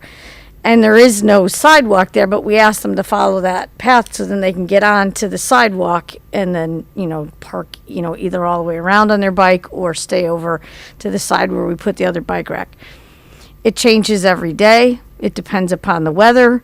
So, you know, I don't know who rides their bikes because some days, you know, kids will get a ride in from parents or take buses or they'll take their bikes. So it's really a challenge to keep that locked down. And I do ask them, when they get off their bikes, they do walk all the way around so they're not cutting in front of buses. That was another concern. You know, I have staff out there, I'm out there, and we make sure that the kids aren't crossing in front of buses. So that's another worry in the front. But we do have that monitored. And just to talk about the parking situation, we're trying to brainstorm every which way we can, but it's just a very challenging space, even in the afternoon. I've had the SRO go out there multiple times to try to kind of help parents navigate the area. But you're right, the kids will, and oftentimes too, their parents will say, I'm parking down the other end, cut through and meet me down at the end because they don't want to stay in the lane. So and I send out my newsletters, please be safe and don't cut through, you know, and so forth. So, again, that's a hard thing to keep continuous. Okay? Thank you. You're welcome. Okay, so are there any other questions? Just a really quick one for the gentleman from the town. Just timeline, is this something that would be worked on in the summer months? Do you know that yet? Unfortunately, no. It would be now. Our window, this was out to bid this summer, and our window is now through the end of the fall, with touch-ups in the spring. So we would have to coordinate your hours here when you're busy to do this work, when your pickup and drop-off is, when the kids are in school, and when we can get the work done. Thank you. So if there are no other questions, is there a motion to approve the installation of the sidewalk and the presentation in the location shown? Motion by Dipti, is there a second? Second by Jen. Any comments or questions? Hearing none, all in favor? Aye. Opposed? Abstentions? The motion carries unanimously. Thank you, John, and thanks Thank you for your time. Thank you. Thank you very to the much, town for including John. this in this project. All right. Item D, approval of minutes and motions from the August 10th, 2021 regular meeting. That is reference E. Is there a motion to approve? Let's get there. Motion by Jen. Is there a second? Second by Selena. Any comments or questions? Hearing none. All in favor? Aye. Opposed? Abstentions? Abstention by Lori. Otherwise, the motion carries unanimously. Is there a motion to approve the August 10th, 2021 executive session minutes? Reference F. Motion by Selena. Is there a second? Second by Dipti. Any comments or questions? Hearing none. All in favor? Aye. Opposed? Abstentions?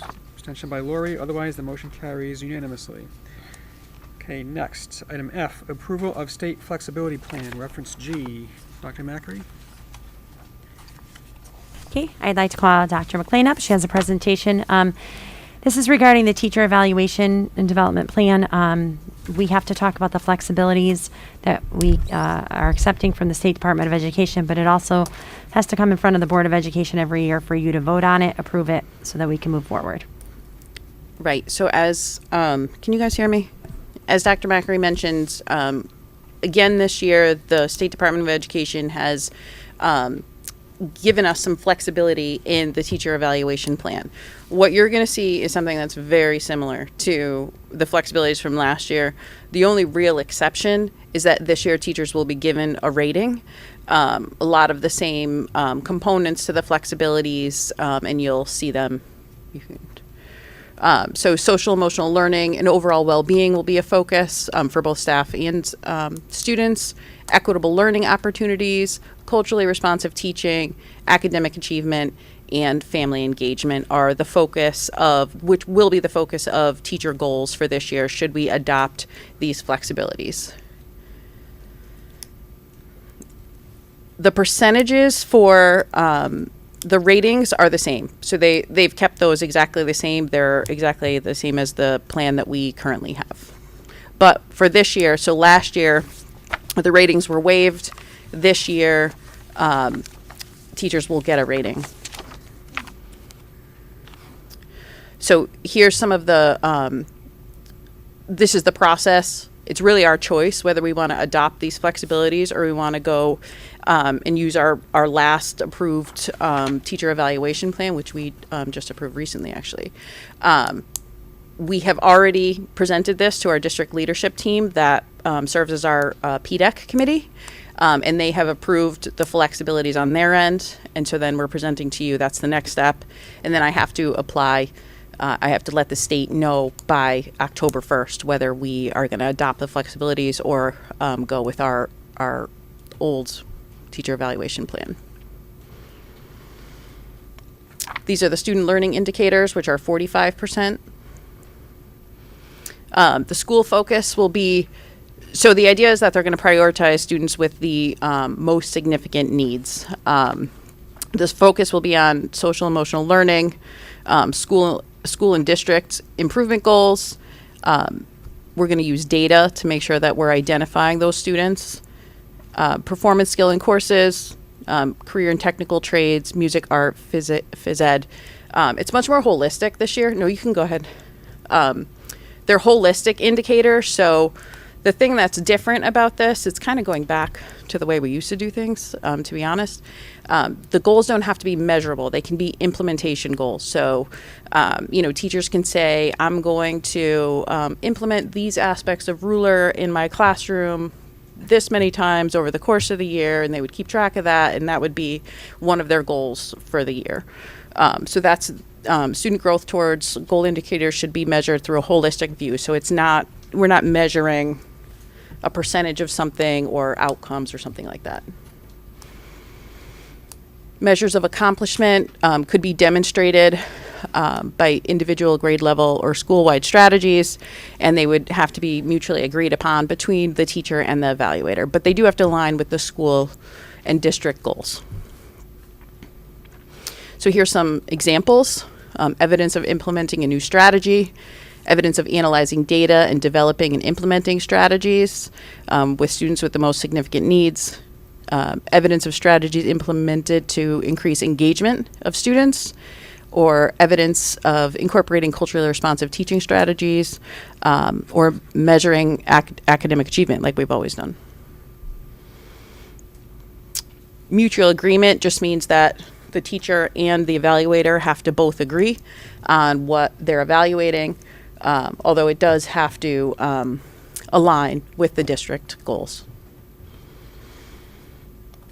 They're going to have one student learning goal with a minimum of 2 indicators. And again, they're going to focus on social emotional, student engagement, engaging families, culturally responsiveness, or academic achievement. Teachers can have more than 2 indicators should they want to, but they have to have a minimum of 2. Administrators are developing 2 student learning indicators, and they can align their goals to supporting health and safety and social emotional well-being of staff and students, ensuring equity, mastery-based learning, which seems to be another thing that's on the priority list for the State Department of Education, developing systemic approaches to incorporating social and emotional practice and or culturally responsive practice, so they align with what the teachers would be measuring as well. Observation of practice, this will be similar to last year. Observation of performance, site visits, reviews of practice will be formative. So in other words, the feedback would be formative. Teachers would be given feedback on how they could improve. They'll take place more frequently for shorter amounts of time throughout the year. The administrator should provide feedback and support. Focus on practice that supports, again, the social, emotional, and well-being of staff and students in the building. And written feedback will be required by administrators. In-class observations for an informal observation are less than 20 minutes with verbal and/or written feedback in a timely manner. A formal observation is at least 20 minutes and the same type of feedback. Observation of interaction between, this is an in-class observation. Observation of interaction between educators and students in the learning environment that's most reflective of the educator's assignment. We're trying to capture an authentic view of what teachers do, so we want to make sure that we're getting into the classrooms that most reflect what they do on a regular basis. And those observations, even though they're informal, they can be announced or unannounced. Could you just go back to that review of practice? So the review of practice is a non-classroom observation. So this could be observing a teacher in a PLC or a PPT or something that's outside of what they're doing in the classroom. A minimum of 2 informal observations and 1 review of practice for teachers, and 3 informal observations and a minimum of 1. Oh, that's for tenured teachers, and a minimum of 3 informals and 1 review of practice for first and second year teachers. This is exactly the same as we did last year. And obviously, we can check in and do additional observations as necessary throughout the year. This is for administrators, 2 site visits and 1 artifact review for administrators that are tenured, and a minimum of 3 site visits and 2 artifact reviews for new administrators. Stakeholder feedback. This is engaging with families is the focus this year. That's usually the focus that we have in district. They're putting a lot of emphasis on making sure that we are connecting with families this year. Whole school learning indicator, teacher effectiveness outcome. This is the 5% piece, and that will remain the same, that we've always been doing it as according to our teacher evaluation plan. So we tonight are asking you to decide whether you want us to go with our most recently approved plan or to go forward with the flexibilities. I'm having trouble seeing with the, yeah. This is the the exact same structure that we've always used for teacher evaluation. Nothing has changed here. You have questions? Thank you. Are there any questions? So is the recommendation to go with the flexibilities? My recommendation is yes. And I actually think there's actually a committee at the state level. I'm pretty convinced that there's something like this is going to come out, roll out like a more permanent plan moving forward. They're sort of stepping away from that evidence-based evaluation plan. It seems like that's the direction they're going in. Which doesn't mean that we're not going right. Very clearly that we will always use data to make data-driven decisions about kids, about our work every day. It just means we're not going to be using it as much towards evaluation, because what we've noticed is that it doesn't really make a difference or work. Right. So we still need to use data to identify the students with the highest need. Right. So we're still using data. It's just we're not saying the teachers have to have 71% of their students complete this particular thing. It's more of a holistic approach where they're implementing a strategy, and it's more of a constant practice type of evaluation as opposed to strictly outcome based. Catherine. So I have a couple of questions. The district leadership team it has agreed to the revised one, the flexibility? The flexibilities, Okay. yes. And Yep. who is on the district leadership team? So the district leadership team consists of the administrators, the facilitators in the district, our department leaders, coaches. They're really teacher leaders and administrators that are on that committee. The teachers union is present. The teachers union is involved. Okay. Yep. Jen joins us Yep. from the board. Thank you.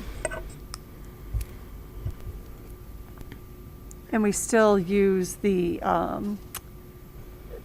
numeric evaluations as a district as a whole and even grade level to see how we're performing and everything else. We just don't narrow it down to a specific teacher with this plan Well, as much as we had in the past. We narrow it down to a specific teacher, to specific students, but just don't use it towards evaluation. We use it more towards development. Development. Yeah. Right, right. Yep. Is that? Anything else? Hearing none, is there a motion to approve the state flexibility plan? Motion by Jen, second by Dipty. Any comments or questions? Hearing none, all in favor? Aye. Opposed? Abstentions? The motion carries unanimously. All right, next, approval of the budget calendar, reference H. It's not too far away. Dr. Macri? I can't believe it's here already. This is just basically our budget development calendar so that you know where we are all along the way.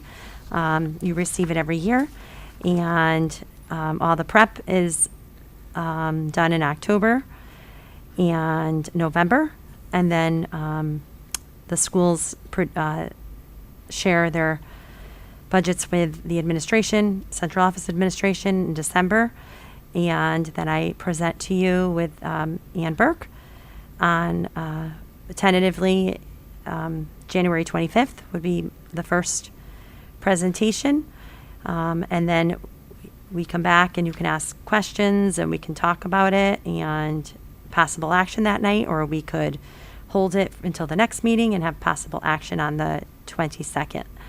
And then we have to submit to the Board of Finance, but that date is to be determined. We haven't received it yet from the town. And then we have the joint Board of Education and town budget presentation in early April. Any questions? Hearing none, is there a motion to approve the budget calendar? Motion by Catherine, is there a second? Second by Lori. Any comments or questions? Hearing none, all in favor? Aye. Opposed? Abstentions? The motion carries unanimously. Okay, next, action, class rank. So we did have a very in-depth discussion about this proposal at our last meeting, so this is a continuation of that. I'll turn it over to the administration. Yep, I would like to invite Mr. Kuckle, Ms. Binghamton, and our amazing school counselor team to the podium. They have an excellent presentation. They're here to answer all questions for you. These are the people that make it happen. These are the people that work with the colleges and the universities every single day to make sure that our kids are getting the best opportunities that they possibly can. So first, I'd like to thank them and excited to hear from them. All right, thank you, Dr. Macri. So I know a great introduction there, but yes, I did bring some backup this time. Based on our conversation last time, I think we have a lot of questions, right? And we certainly don't want to make any big decisions without having all the information. And with that, I agree with the board of Ed on. And so our co-presenters here, Ms. Stillman, Mrs. Melillo, and Mr. Chapin bring with them 55 years of school counseling experience, most of which have been done at this high school. And we are beyond fortunate to have these three here. They work tirelessly. I know this is unrelated to the presentation, but just to echo what Dr. Macri said, they work tirelessly for our students and always have their best interest at heart. So with that said, we understand traditions are important, and traditions as important as they are, they're not immune to scrutiny. And we certainly need to look at our practices to see if we're doing right by our students. So what we did is we went back to the drawing board and essentially got more information for you for the board, so that way you can have more information in making this decision. And I brought them with me to assist in presenting and answering questions that you may have. So as we move forward, the proposal, essentially, as we talked, we said, let's throw out a true elimination of class rank, not dipping your toe in the water and saying, okay, we'll keep top 10, we'll keep Val and Sal. We want you to see what it looks like and the ramifications of it if we were to eliminate class rank altogether. Now, I will draw your attention to point C on here, because we do have new legislation coming down the pike that will have to be enacted, which does muddy the waters a little bit. Rob, if you could. So the new legislation essentially allows families to, per their request, students and families, to request their percentile, their class rank percentile, because we have in our state the Board of Regents, so Central, Eastern, Southern, Western. You can gain admission to their university based on your class rank percentile and GPA. They have not come out with a number yet as to what that is, but we have to, by law, report that if asked. So I know that was one of the questions that happened last board meeting was, well, what if a parent or a student requests the class rank? So by law, we have to provide at least the percentile. We do not have to provide the exact number, but I did want to make everyone aware of this, prior to moving forward, because again, this is something that is new and on the horizon for us. So with that said, I'm going to turn it over to Deacon Chapin, who is our expert when it comes to college admissions. And he's going to go through that process, because one of the biggest things we hear when we want to eliminate class rank, there is a fear that by doing so, we are hurting our students in the college admissions process. And with that, I'll turn it over. Okay, so when Mr. Kuckel brought this proposal to our attention, one of our first thoughts was, how is this going to impact our kids in their college admissions prospects? So we turned our attention first of all to there's this organization called the National Association for College Admissions Counseling. It's kind of the governing body for admissions counselors and high school counselors, kind of a partnership of sorts. Every year they get together, an annual conference, and they publish a paper called The State of College Admissions. It's a wildly popular publication. But in that publication, they survey all of their member institutions, the post-secondary member institutions, to determine what the top factors are in college admissions. So pretty lucky to have this, because I think it's very relevant to this conversation that we're having right now. And this last one was published in 2019. There was no national conference last year, and the national conference for this year is in a couple weeks in Seattle. But I checked back a couple years. It really hasn't changed much from 2019 to 18 to 17. I was going to do this like Family Feud style and have you kind of guess the top 9, but in the interest of time, I will just tell you what they are. The first is overall high school GPA, which we've been telling kids for years. That should be fairly common sense. Grades in competitive classes are the next most important criteria. It goes on, test scores, the strength of the curriculum that the student's taking. Number 5 is the essay. Number 6 is the demonstrated interest in the college by the student. Number 7 is the counselor or teacher recommendation. Number 8 is rank, and then number 9 are their extracurricular activities. So we thought that was pretty meaningful on a national level to understand that class rank, at least from the college admissions perspective, wasn't super important. But we also wanted to know about our area, because our kids, for the most part, are applying to schools in the Northeast. So we called up our admission reps in several kind of area colleges: Bowdoin, Eastern Connecticut State University, Penn State, UConn, Providence College, Brown, Cornell, Fairfield. Tried to get public, private, in-state, out-of-state to get an idea of what's meaningful to them. And most importantly to this conversation, how they use class rank, if it's provided. If it's not provided, is that meaningful? So, I mean, none of them said that class rank was a meaningful statistic to them on the college admissions side.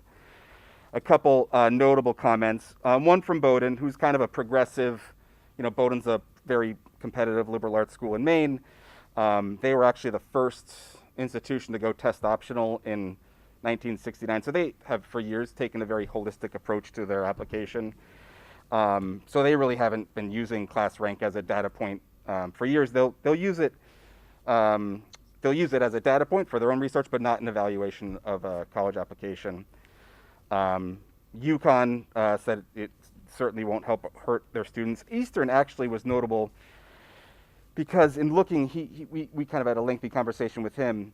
He took a look at our applicants over the past couple of years and actually said that reporting class rank at that specific institution might actually have been hurting our students. So that was the only school to say, like, go to that extreme. On the opposite end of the spectrum, Brown University was the only institution that said they can find it useful, but in the context of Cromwell High School, where we might only have a couple students apply every year, it was a little bit less meaningful. They use it as a context. So if they have a high school that's sending 6 or 7 applicants and one's 1 and 5 and 7 and 11 and 30, it's useful to them to see kind of what that lines up with what their GPAs are. Cornell was kind of notable in that they said they weren't really concerned about class rank. They didn't find it very meaningful. They found it less meaningful, or a factor that they found more meaningful, which actually wasn't in the NACAC report, was which school the student, which college at Cornell the student was applying to. So, and in terms of a couple other schools that I contacted, Tufts reported that only 20 or so % of their students were reporting class rank. Dartmouth was about a third. Swarthmore was about 44%. Those are the couple schools that I got like hard numbers from. The other was more anecdotal evidence. But they all said, it's a growing trend in college admissions, and so we're certainly not at the forefront. If anything, we're kind of in the middle of the movement to eliminate class rank kind of nationally. So, we taking questions now, or do you guys have any questions about? Yeah, Selena, please. Did the person at ECSU elaborate on how it was hurting their students by reporting rank? Yes. So I don't know. Yes, they did. So they looked at the GPAs of the students who had applied and what their class rank was, and I don't know if I wrote down the exact. So they used the example of a student who was ranked number 30 versus number 80 that were so close in GPA, but their class ranks were so far apart that they might have looked at the kid who was 80 without seeing their class rank would have been almost an automatic admit, but he didn't say whether that student at 80 was accepted or not, but it would have given them some pause seeing a student ranked that low who had probably a perfectly acceptable GPA to Eastern.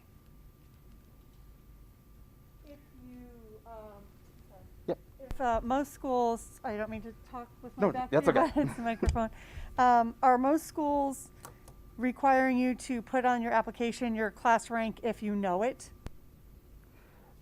So on the common application, which is what most schools use, they give you the option of report. Right, you can put class rank, or my school does not report, or I think there's an option for decile, quintile, quartile, something like that. So you have several different options in the drop down in that part of the common application. But when students do interviews, are they often asked about it? About class rank? Yes. They might be asked if we report class rank or not, but yeah.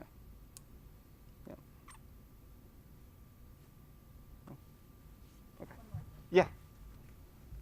You mentioned the different categories. Yes, they report it. What if the school does report it, the high school does provide it, I should say, does the student then have to put that class rank on there? Well, if we report it, it's going to go in their transcript. So we say that you should self-report it on the common application, much like if a school, not that many schools do right now in COVID times, but Before COVID, most schools required you to report your test scores. And there's a place on the Common Application to self-report your test scores. So we would say if a school requires you to you send your test scores, it's helpful for the person reading your application for that information to be on the Common Application. So we kind of we treat it the same way as that. That if the school requires it, then you got to put it down because it'll be on your transcript. So they're going to see that information, at some point, if it's on the transcript. Good. Okay. Cool. So now the next part, in terms of our rationale, I forgot the E on there. I can't believe that happened. We have Ms. Stillman coming up, who's going to address the table you see here and some of the social emotional component. I'm a little shorter. Okay. Hi, everyone. Mr. Coco asked me to speak to the social emotional component. How does class rank make our students feel? I just want to say, before I even address this, my colleagues and I for many years now in working with students, and we do junior plannings with our students, we invite families in, and we are always focusing on the GPA. We are focusing on the transcript, which is a record of their classes, their grades, their levels. But even more importantly, it's those intangibles that you can't see, the hard work, the commitment, the perseverance, often overcoming challenges. We want that focus on the individual. We want students to embrace their achievements. Class rank is comparing them to everybody else in their class. We don't want them to get their self-worth comparing themselves to others. And on top of that, with college admissions not focusing on that, when we work with students, we are not focusing on rank. And when Mr. Kuckel asked me to do this, I thought to myself, it's very difficult to put data points to how a student feels. I could stand here and we could have another 2 hours of me telling you stories, and then I saw this, and I thought this was so telling in terms of how this impacts our student. If you just look at that GPA of a 3.0, that is a solid B average. That is not, that you have to work hard to get a 3.0. Look at that rank, 109th, 85th, 99th. I'm telling you, when I'm working with a student, I don't want to tell them that rank because it takes away from their individual achievements. It makes them feel bad. It makes them feel not as good as everyone around them. And I don't want a student to feel that way. That student has awesome opportunities with a 3.0. And by giving them that rank, and I'm telling you, when I'm working with them, I'm avoiding it. And even if they ask me, of course, I'm going to tell them, and I'm going to swing them right back to that GPA. We have to report that, like we said, on the Common App. And I'll tell you just a really quick story. I had a student, they started off their career not great as a high school student. Their goal was to reach a 3.0. They got that 3.0. I remember that moment. In my office, we were doing a happy dance because I was so proud of them. Never mentioned class rank. Come to the Common App. We had to put that on there. I saw the deflation in them immediately because it devalued their individual achievement. And you can see that across the board. A 3.5, that's an A, 73rd. The question becomes, what is the value? And please, it only goes to 3.0, but we're talking about students with 2.9 and below because every single student in our classes have individual achievements we're embracing. And obviously, if you get 2.9 and below, those ranks are going to get lower as well. And I'm telling you, it has a negative impact on our kids. And that's what we're trying to avoid. And I think what it comes down to is what are we valuing? And as counselors, we're constantly trying to help kids believe in themselves, find that self-worth within themselves. So if colleges aren't really looking at it, but yet we are reporting it, and it's going on official transcripts. So that transcript follows them for years. What is that value to them? That, for those kids, we don't want the colleges to see that. We don't want the students to focus. So if we have class rank, if our school is putting that out there on official transcripts, on college applications, the question is, what value is it bringing to our students? And I think that's what we have to ask. That's the question that pops in my head, and I've been thinking about this a lot, and I'm truly passionate about helping students really embrace their individual strengths, and we just have to look at the value that this is bringing. Questions? 2 questions.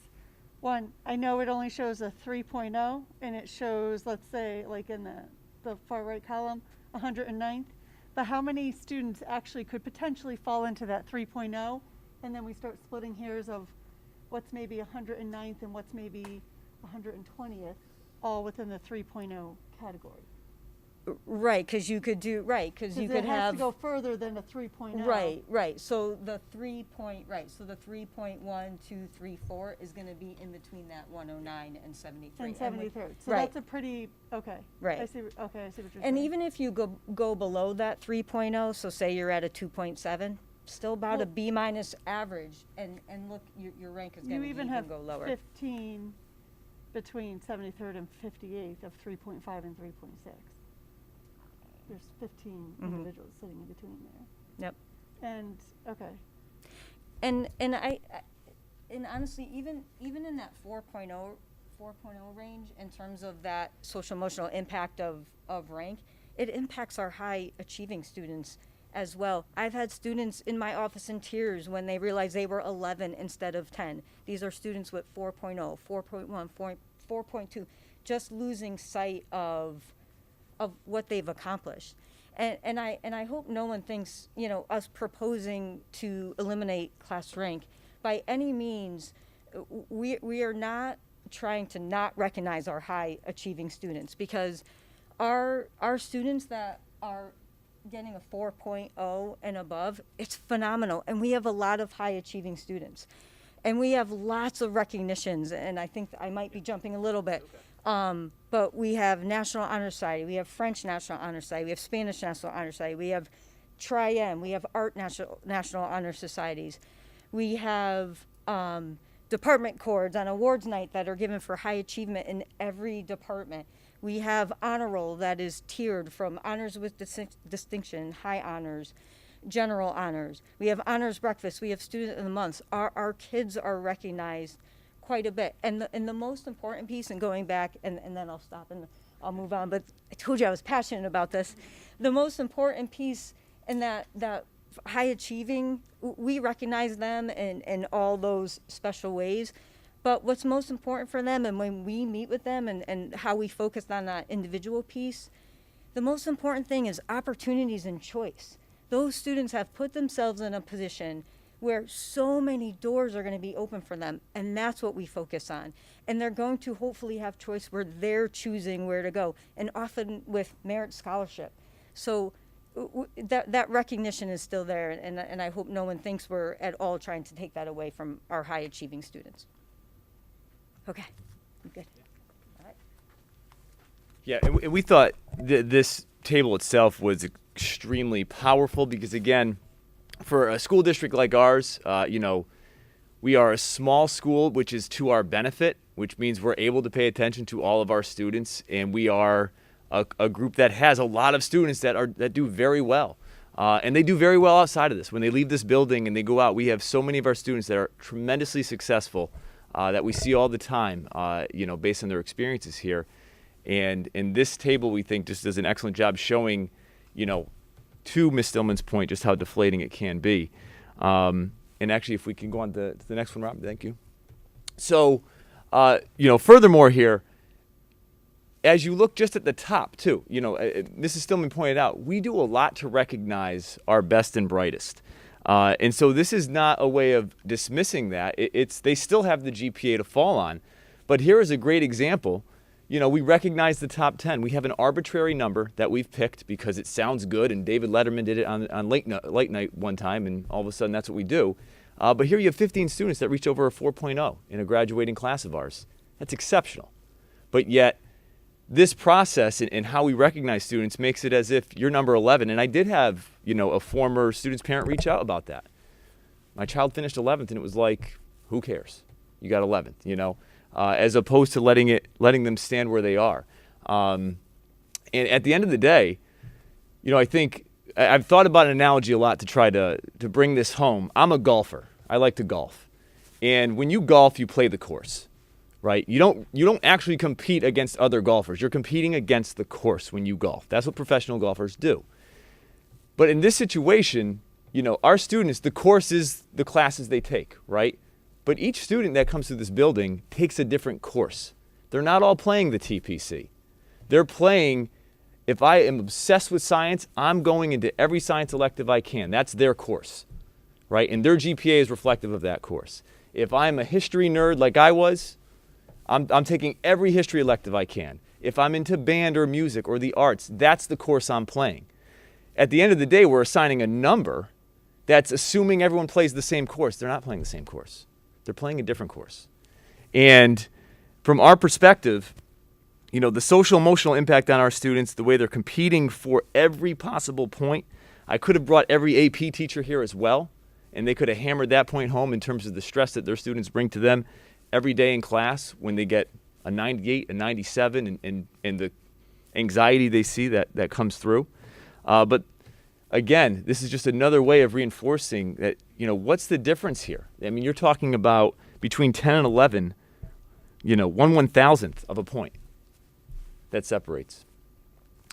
So this was just as well because, when it came to the valedictorian and salutatorian, there was something we wanted everyone to know. Being a history guy, Mr. Chapin helped me out with this as well, because where did our traditions come from? And originally, the valedictorian was something that was decided, way back in 1759, and it was really just picking someone that would represent the class to speak. Because when you look at the Latin translation, it means to say farewell. And that's what it's about, right? Saying farewell. The practice became very quickly just picking your top student to give that speech.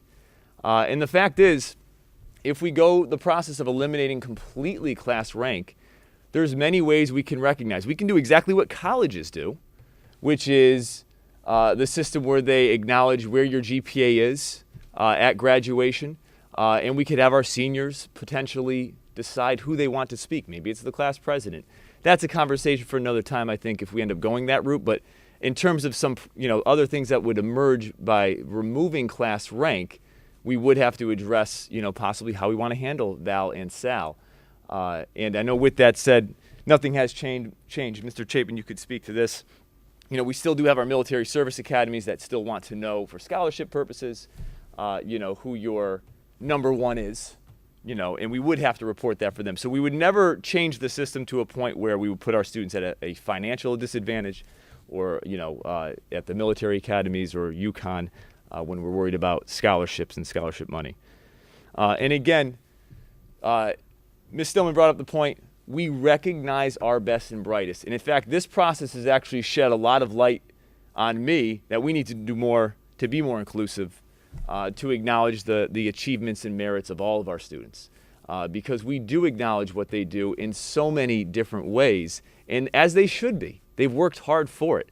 But at the end of the day, that one number is not something that is beneficial. It is causing more harm than good, which is why we feel that we should remove class rank and eliminate class rank. We want students to be proud of their individual accomplishments and how they play the course.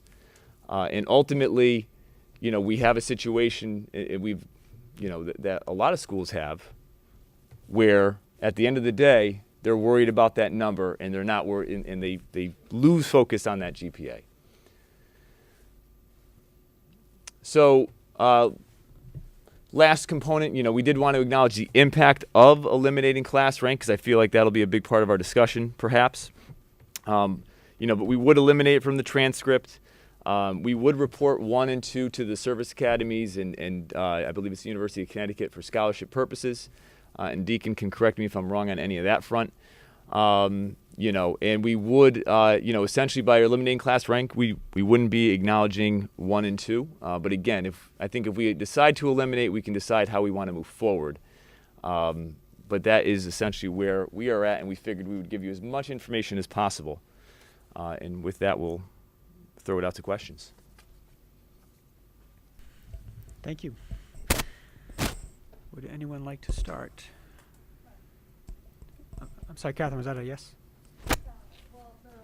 The playing field has changed from last meeting when we asked for more time to evaluate. There have been some big changes to it. It's a lot to digest. Yeah. Yeah, and please ask away. I mean, that's why I brought our counselors, because I wanted you guys to have as much information as possible with this. There really is no pressure. Anything we do here would not impact this year. Yeah. You know what I mean? It would start next year. Oh yeah, you can't touch this year. Right, and then the scholarships that require class rank to be reported would still be provided. Mm-hmm. Absolutely. Okay. Yep. And so the student would know their class rank if they're applying for a scholarship that would require it. So there really aren't scholarships that typically are asking for class rank. It's really what the high school is going to be providing to, like the college, for example, when you were asking before about if you're not reporting class rank, does the college want it? No. So if we're not reporting the class rank, then it's not going to be included as part of a scholarship. If there were even a national scholarship, a college that's offering the scholarship, we could then give them the percentiles. And with the change, are you still proposing that health and PE be included in the calculation of the GPA? Absolutely. Okay. Yeah. And Mr. Chapin could answer too in terms of the Common App process with class rank too, because there's a way that they would do it. Yeah. Just filling out the common application, they would just choose that my school does not rank. I think that's literally what it says on the common app. And we include that in our high school profile as well. Yeah, and then there's a counselor report too, as part of the Common App. So Catherine, did you have more? Okay, Jen. For the inclusion of the health and PE in the GPA, can it begin with like the incoming 9th graders so that it doesn't affect the current high school students? Because I know you made this point last time, Catherine, like the current students didn't know that was going to be affecting their GPA. Yeah, and I'm glad you asked that. It wouldn't be retroactive. Okay. Yeah, no, I mean, there's a way that we can do that, and I can confirm that we would. Those grades are stored historically. They're there. There's no touching those. So any changes going forward could impact the whole school, but it would not set anything retroactively. It wouldn't make any impact on that. That's a great question. So our students will be made fully aware that, by the way, you're fine. Your health, Yep. and from going forward, those extra Yep. credits that you need for health are going to be included. Yep. And your gym class. So. Yep. Okay. Yep. Absolutely. Yeah, because you can't change the rules. We would never propose that. And then in some situations too, I mean, you have we're UConn, right? In terms of scholarship opportunities, I mean, that's where our counselors come into play. They know the student's GPA, and it's like, okay, in pushing them maybe to apply for that because they could, qualify for certain scholarships, based on where the counselors would have an idea of where they are. I mean, and that's what we have them for, and they're experts in that area. So I just want to make sure I understand a couple of changes from this proposal as compared to the last meeting. So at the last meeting, I thought we said we would keep class rank for valedictorian and salutatorian. So this is a change from that. This is going all in. Okay. This is going all in with it and saying, it would be disingenuous. Like, I'm a straight shooter. Like, that, people who know me, that's how I like to be. And it would be disingenuous for me to say, oh, let's get rid of class rank, but let's keep 1 and 2. And after talking with our school counselors, that sends mixed messages itself. It says, well, we care about your social emotional health, kind of. Except when the going gets tough here, in that situation. So we would still. So again, with that law, with the legislation, we would still have to report whether or not you qualified based on your percentile, right? So we're still letting families know, like, if they say it's in the top 20%, we would have to let you know if your class ranks in the top 20%. We would not assign that exact number for Val for the service academies. We'd have to report that out. But we're saying, this is an option. Now, we're always up for compromise. So I'm a AP U.S. Government and Politics teacher in my past life. So just one more point I want to make sure I understand. So the last meeting, the proposal was that we wouldn't report the top 10 1 to 10, but we would report. Like we the could say top top 10%, or Well, we said percent. Yeah, or it could be 4.0. But We could, we're I not- mean, we're not doing that. We could. I think that's up for discussion. I think the first thing that has to happen, if we get rid of rank, then we could say, all right, well, how do we want to? Do we want to continue any practice of that? In terms of who we acknowledge at the awards, and I don't.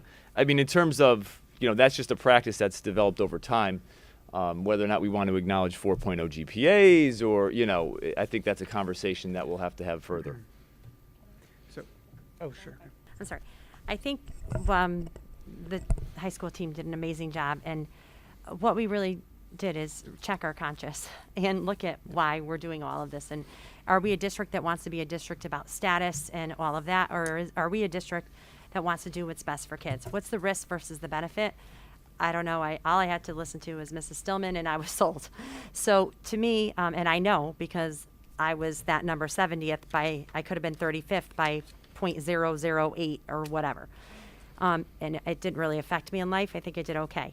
So, however, we're not saying, we are telling you this is the whole big, like Andrew said, and transparency. Go big or go home. This is all of it. Doesn't mean that we're not willing to start small, because I believe that we all feel very strongly that class rank, or we as the administration, do not feel, and the counselors, that there is any benefit to our students, especially reporting the information, knowing where they fall. It's just completely stressful. Colleges don't care. Let's face it, they don't. Whether people want to believe it or not, the people I believe are the people that do it every single day. So valedictorian and salutatorian, is that a hard pill to swallow? Yes, absolutely. Do we want to go that way? Do you want to go that way as the board? Maybe not yet. But can we start somewhere so that we can start to make our students feel what they deserve to feel? And that's like an individual, and stop comparing themselves to each other, because we all do that in life. And many of the comments today were that's part of life. It doesn't have to be. Actually, when you talk about wellness and social emotional health and well-being, the number one thing you learn is don't do that. Be who you are. And we need to stop doing this, and we need to stop promoting it. And by doing it, we're promoting it. So with that being said, of course, you can see where my passion is as well as your superintendent, but it is up to you, the board, and obviously continue to ask your questions. And I think we can start somewhere. So Selena, Lori. I did want to thank you all, though, because that was a very moving presentation, and I can tell you're all very passionate and care a lot about the kids. It sounds also like maybe it's not as important for, I don't know what percentage you want to say, but if you're number 80 applying to ECSU, it doesn't matter. But I also feel like for the top percentage, I do think they should be celebrated in their honor ceremony. And a lot of kids might have been looking forward to that, especially those that are just entering high school or, junior year or whatnot. So that's not something I would love to take away right now. And also, lastly, I think it might make a difference for very top universities. If it were, say, between number 1 and 2 class rank, it could mean possibly a position is given to another student if it was not on the transcript. Do you think that's the case? Do you mean like, what do you mean? I mean, if you're number 1 competing with another similar GPA, SAT score, and you don't report rank, they might go with the number 1. That's my concern. The number 1 at a different institution? Because you didn't report your class rank because your school doesn't report it. Would they choose that number 1 class rank student? That's not what I'm hearing from the college admissions reps that I spoke with. And I tried to get some pretty highly competitive colleges too, that they only use the data points that they're given. So I don't think that's the case. So if one school is reporting the class rank and the other one isn't, and those are the 2 students you're comparing, I just wonder if it would be hard to not take that into account. Well, I think, again, we've all been conditioned, right? We all grew up with this system. Like, we're the hardest ones right now. It's very hard to digest. But what we presented here were facts, not opinion. Like, Deacon did a lot of legwork, talked to a lot of colleges. You have the survey that puts it at 8th, the 8th most important thing, which is really as if it's not even there. our top students, I think that's the biggest misperception out there, is that rank helps them. No, they think it helps them, but it hurts all their peers. A 4.1 is a phenomenal GPA. That shouldn't need a number next to it. That's not why you're not getting into a college. There's a litany of other reasons as to why you're not getting in, to that particular institution. Maybe they made a mistake, and they should have let you in. But the fact is that GPA, we're hurting ourselves. We're hurting our students. And you've had schools that have eliminated class rank and seen acceptance into some competitive colleges skyrocket when they got rid of class rank, because they have a situation like we do where we're top heavy. We have a lot of great students at the top, but the top, unfortunately for us, is 1 to 80. And to Mr. Chapin's point, the 80 hurts. That number hurts when an institution sees that. And I think that's what we tried to come forward with is actual evidence and facts based on the research and the different things that we're seeing. And then our student actual, those were real numbers that you saw, GPAs of anonymous classes that have gone through CHS, and that's where we're at. And I think Celine, what you're probably asking is probably the exception, not the rule. I'm sure at some point, could that be a factor? Yes, but are there other things the student could have done in their 4-year career that would have, and that's what we try to push. Lori? Colleges also take, with that number one, when you asked your question, they're looking at the coursework that the students are taking to, and looking at the different high schools, the rigorous programs, the enrichment opportunities. Did that student, one from our school and one from the other school, did they take the maximum amount of dual enrollment and AP classes? So it's not as easy to answer, and there are a dozen factors. So just being number one at Cromwell High School and being number one at Glastonbury High School or Mansfield High School in Massachusetts doesn't necessarily equal the same thing. They're going to really be looking deep to see. And the most important factor that college admissions counselors do look at is the transcript, the rigor of the coursework that the student has taken. And one thing we just I think got lost too was, class rank is for lack of a better words, a game. And students freshman year figure out the game, and they know what classes to take to put them in the running to be 1 and 2. So they end up pursuing what'll get them that versus what they actually like and what they love. Those students don't pursue the electives, and so your elective teachers deal with that problem all the time, where a student might really want to take woodworking, but woodworking's not AP computer science principles, and they're doing it for that reason as opposed to pursuing what they're passionate about. And that's part of our job. It's part of what we value, which is what Ms. Stillman was saying. That I think got lost in the presentation, where if we value education and pursuing what makes you happy in life and things you're passionate about, this works, counter to it. Lori?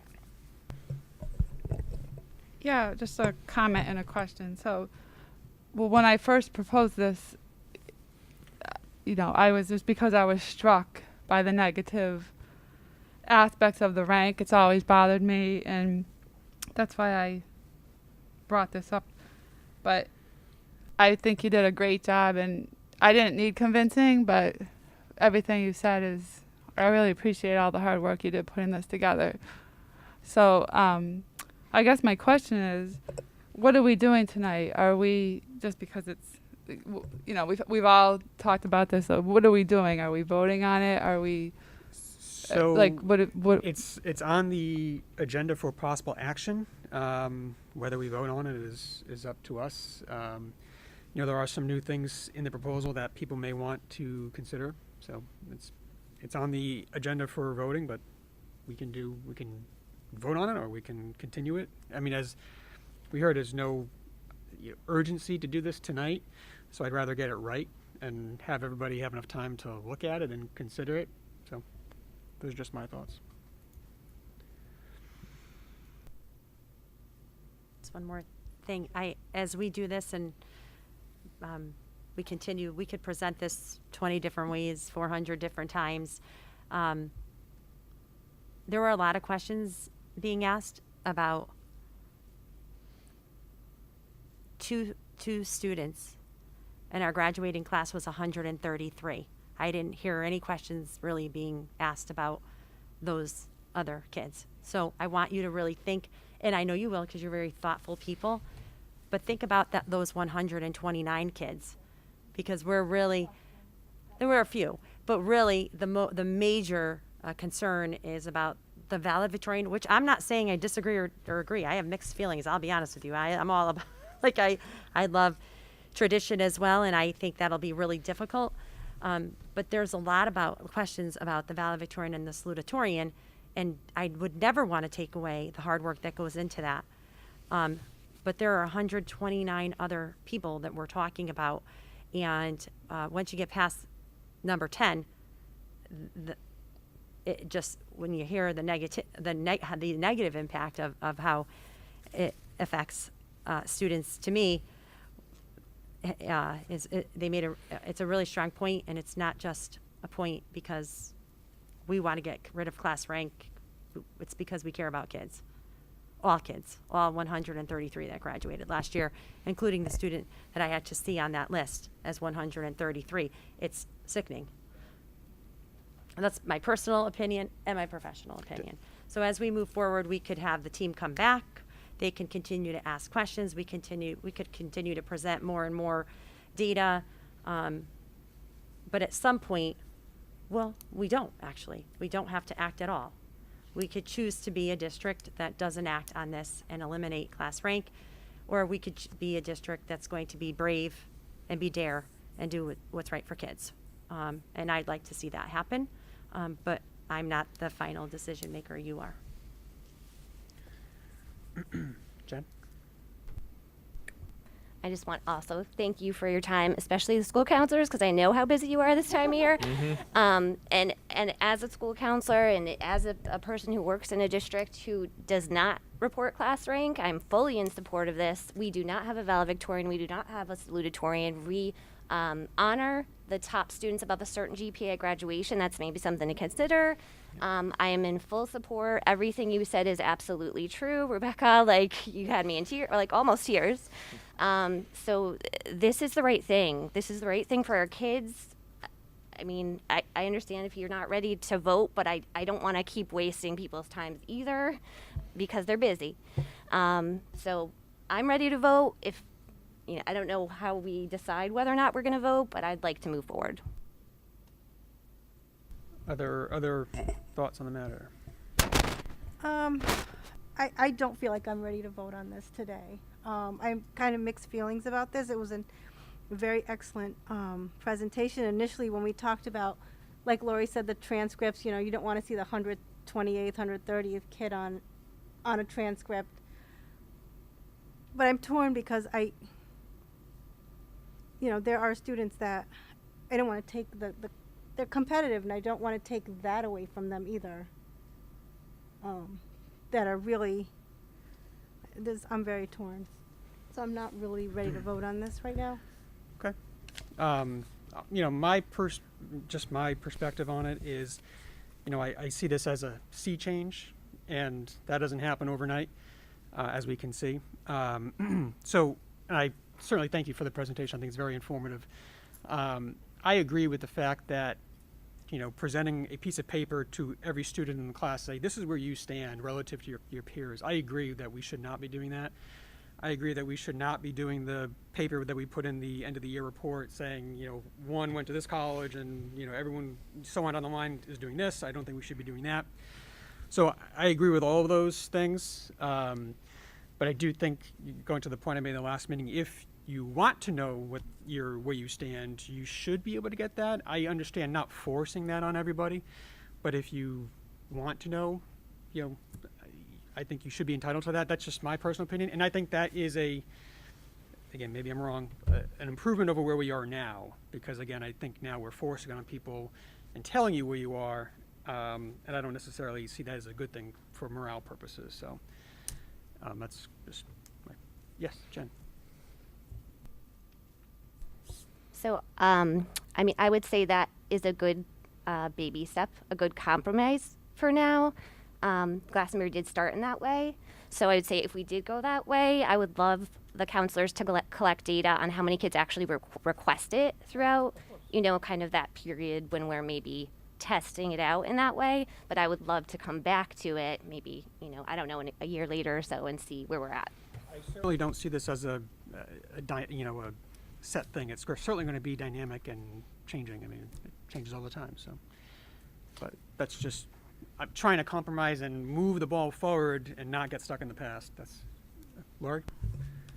I just want to point out too, it's September and we have elections in November, and you've spent all this time educating all of us. We all have all the information we need. So I just think dragging this on throughout the year and not making a decision, and then we're going to have however many new people and we're going to be starting all over again, and then we've done nothing.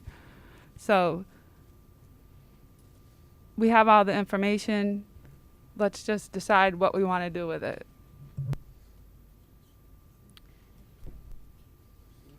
That's a really good point, Lori. I actually haven't thought of that. But I would be willing to vote on it, but I do agree with Jeff that at least for now, allowing parents or students to request their class rank, I think that'd be a good first step. I'm with you on that one, as long as parents have the right to request what their student's rank is, but not putting it on their transcript. Can I make a motion? Yeah. So just, maybe I don't want to ask the question. Yeah, I don't want to ask the question. So can I make a motion that we go with this proposal, but allow parents and students to request rank? Okay, so the motion is made before someone seconds it. Can I just ask, I do want to clarify, when we say this proposal, what are we talking about with salutatorian, valedictorian, top 10? Because I think all that is stuff that I still want to give some further thought to. So let's clarify what this proposal is. I'm going to start with eliminating class rank on transcripts. I think that's the big thing, right? Mm-hmm. And only reporting it to those who request it. Okay. Oh, will it then show on their transcript? That's what I was going to ask. So you can report it to, it won't show in a transcript, but could you then opt to report it to a college if you wanted to? So that's a concern. So the concern with that is because when we went to that phase, then some students started reporting it on their transcript, on their applications. Others didn't. So the kids who did not report it, it made them stand out as like, okay, what's this kid hiding? Why is this kid not reporting rank and this other kid is reporting rank? So that's where it gets messy. Right, yeah, nice. That's what I figured. Okay. Okay, so this proposal is no transcripts, but you can request it. And salutatorian, valedictorian, top 10, whatever, we'll deal with another day. Starting with the incoming class for next year. Ninth grade class. Oh, so this doesn't impact any of the students that are currently, I thought this was starting with the junior class.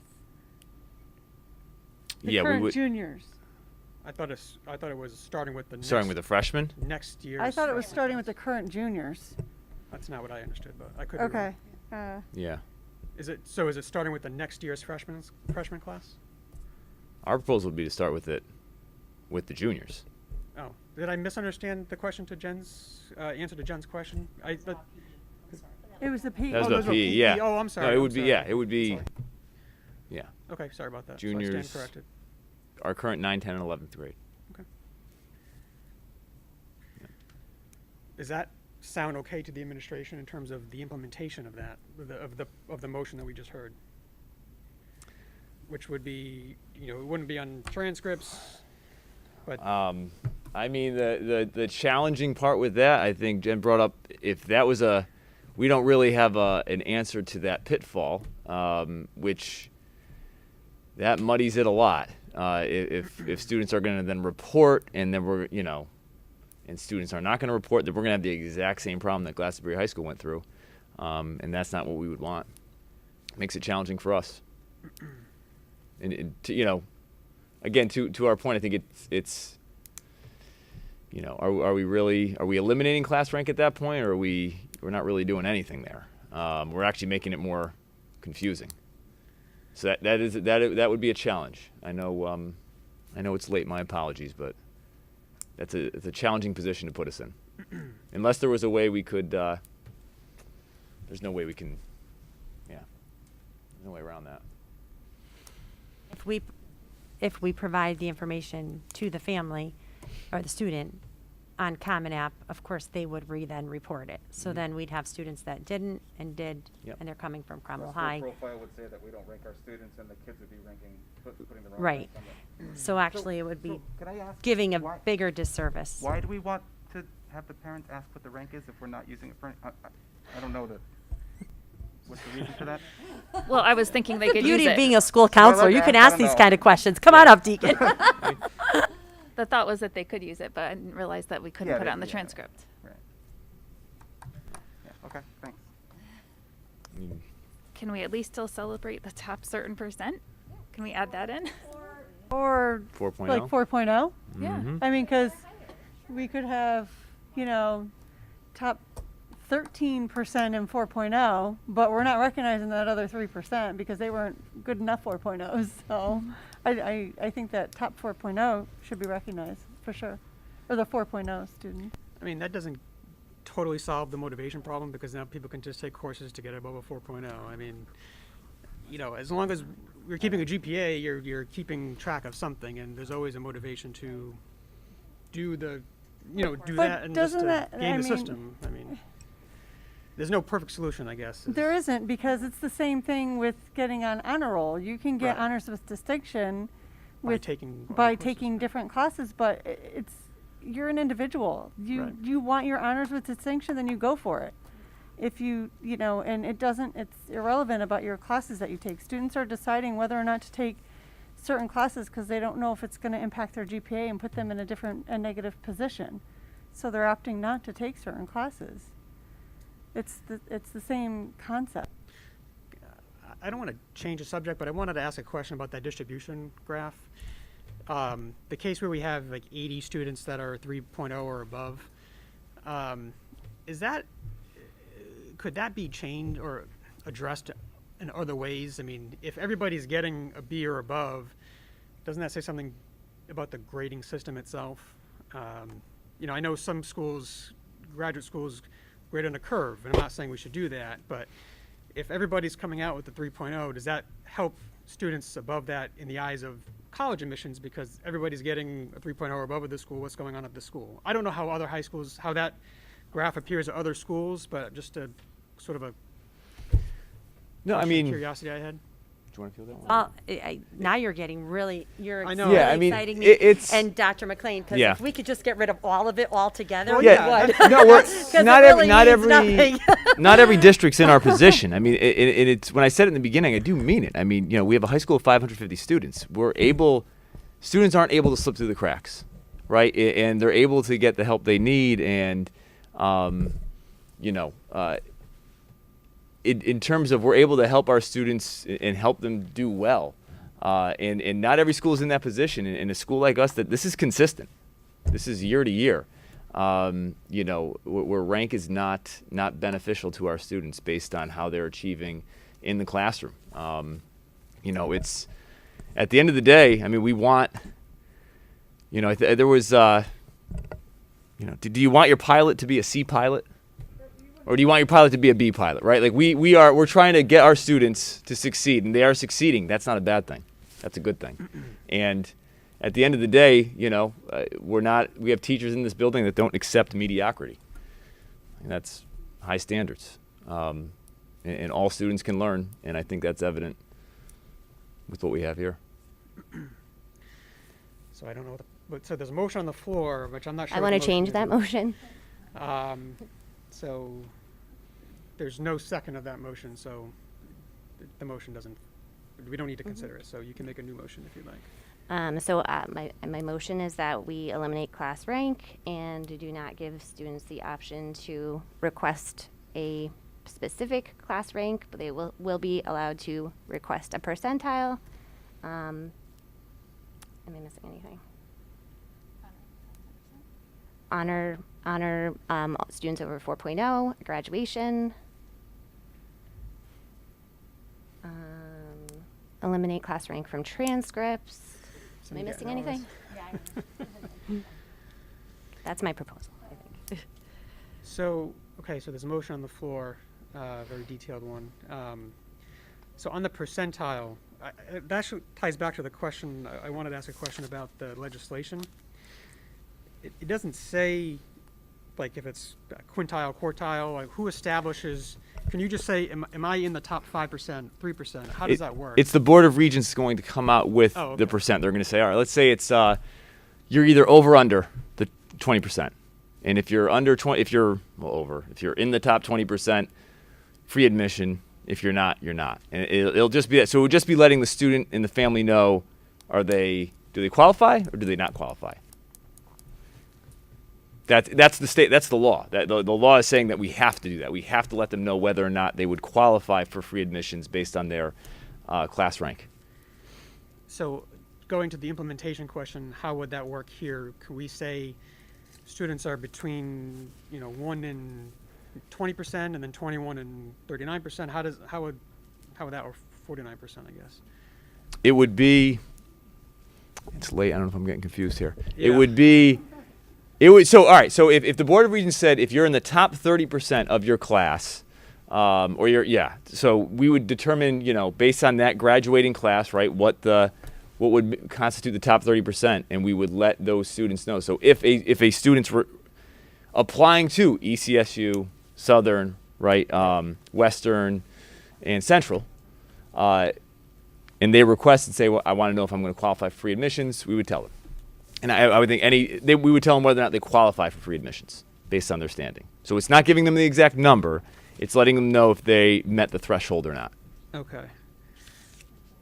So, Jen, I just want to make sure I understand your motion. Was your motion that, I don't know, divide the class up into 25%, 4 25% groups, you would be able to say, am I in this percentile or this percentile? Like, I'm not sure about how the percentiles work. I know you had sent around a distribution graph.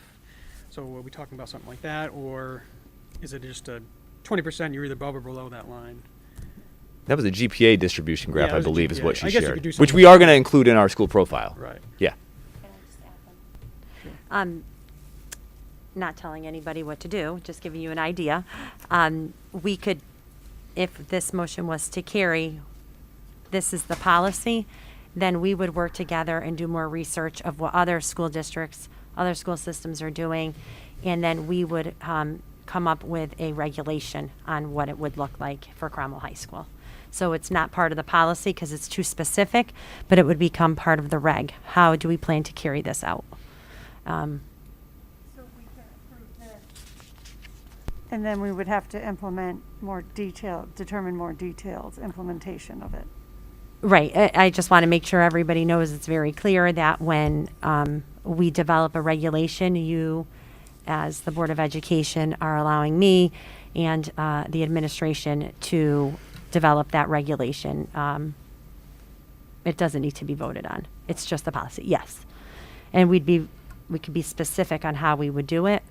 And we would actually, that would give us some time, because I'm sure there's many different ways. And then obviously, if the school of the child's choice, of the student's choice, is requesting to, like the 30th%, then of course we're going to say the 30th. And I know these amazing school counselors, if our kids are going to qualify for something at certain schools and they know it, which they do know everything pretty much, they will say, you're in the top 30 or 40%, you're going to qualify for this much money at these different schools, go for it. Those are conversations that they have every day. I would say, tell me if I'm wrong, but I don't think I am. You are correct. Okay. Jen? I just wanted to add one more thing. I would, if everyone's in agreement, I feel like this shouldn't affect any of the current high school students. I think it should be implemented for incoming freshmen. would I agree with it. because some of them already Yeah. know their GPAs, right? The juniors would and the seniors would. That's what I thought. It's true. They do. Yeah. I mean, yeah. They do. So that would make it clean. That would make it clean. It's late. So I'm sorry, not to harp on. I'm just not sure when someone requests what percentile they're in. Was that what you're contemplating? I don't know that that's up to me. When you just are going to have to report percentiles for the new legislation, what are they going to be? Are they going to be like 25th percentile, 50th percentile, 75th? They haven't told you yet. They have not don't know told us yet. that yet. And, If you don't know, Jen, we don't know. Jen- Your school tells me I know. Jen, that. is there an objection because we haven't calculated rank at all for the current ninth graders? That's true. Like we haven't. That hasn't been calculated yet. So there's. Whoever hasn't been calculated. So it would just for. be ninth grade then. Okay. Yep. Okay, We could- so current ninth effective, graders. yeah. It just probably should be then communicated to them. Oh, so yeah. they're Oh, aware yeah, that yeah. that's not going to be. Yep. Yeah. Yep. Let me ask my question a different way. Can you, as a parent or a student, say, request my percentile? Would you get an answer? You're in the top 10 percentile, you're in the top 20 percentile, top 30 percentile. Would you get that specific in your response, the school's response to the parent? I feel like you just follow what they say from the Board of Regents. Yeah. Yeah. Yeah. I mean, we would right now. I think we're waiting on guidance from the Board of Regents to see what their. But regardless of what the Board of Regents says. Regardless of that, can we do percentile? That's what I thought the motion was. So I'm just trying to. I don't remember hearing that in the motion, but that's. Is that your Percentile. Yeah, the legislation. Our understanding, how we interpret it though is that they're just going to give us a cut line, and it's going to be our. So I think that we have to kind of wait. It would almost be premature of us to say how we'll report that until we get guidance from them in terms of what they're going to do. Yeah, I guess I don't understand the new legislation. For free admissions. Yeah. I mean, I guess I thought what we were doing is separate and apart from that. Like, so I don't understand how that's impacting our decision here, but it's late, so. So I think as I read the legislation, and today we were on a webinar reading and understanding it more and more, I read it as exactly that. If the parent of requests and the student requests where they fall as far as percentile, then yes, we would be obligated to provide that information to them. How, like, are you in the top 10, top 20, top 30? They have not given us a rubric yet of what we're going to follow as far as this legislation. So in second thought, as we all know, and this is supposed to go into effect, is it June? Next year. I'm sorry, Yep. September 2022. So we would get those numbers by August because that's just the way it operates, legislation operates. We will have those numbers by August, and at that point, we can write a regulation, and then we will give it to the parents in the way in which the regulation, it's the legislation mandates that we would give it to them. In the meantime, we are not doing it.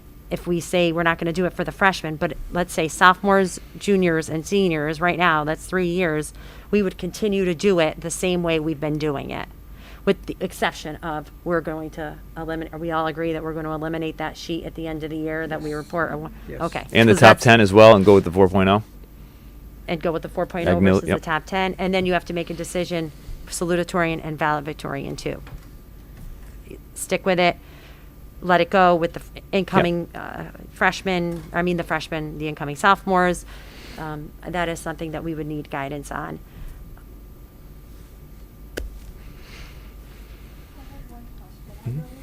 But stated some military academies, so there's also being given away.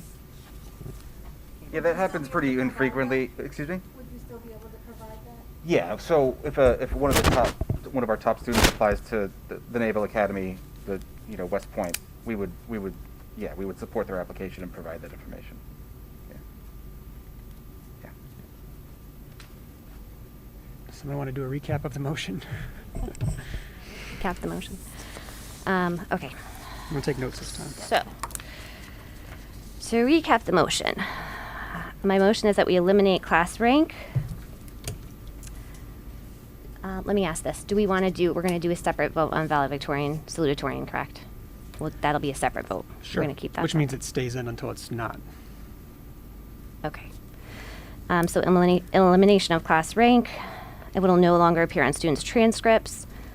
A GPA distribution graph will be provided to the Board of Ed per our request. CHS will report to students and their parents or guardians per their request whether or not they are above or below the minimum class rank percentile. So number C there. And CHS will clearly publish how to calculate a weighted and unweighted GPA. This will go into effect for current 9th graders and will not affect current sophomores, juniors, or seniors.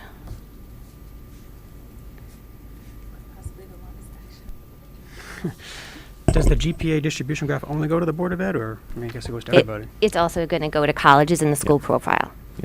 The Okay. GPA distribution graph. How often does that get published? Once a year, it goes out to colleges. Yep.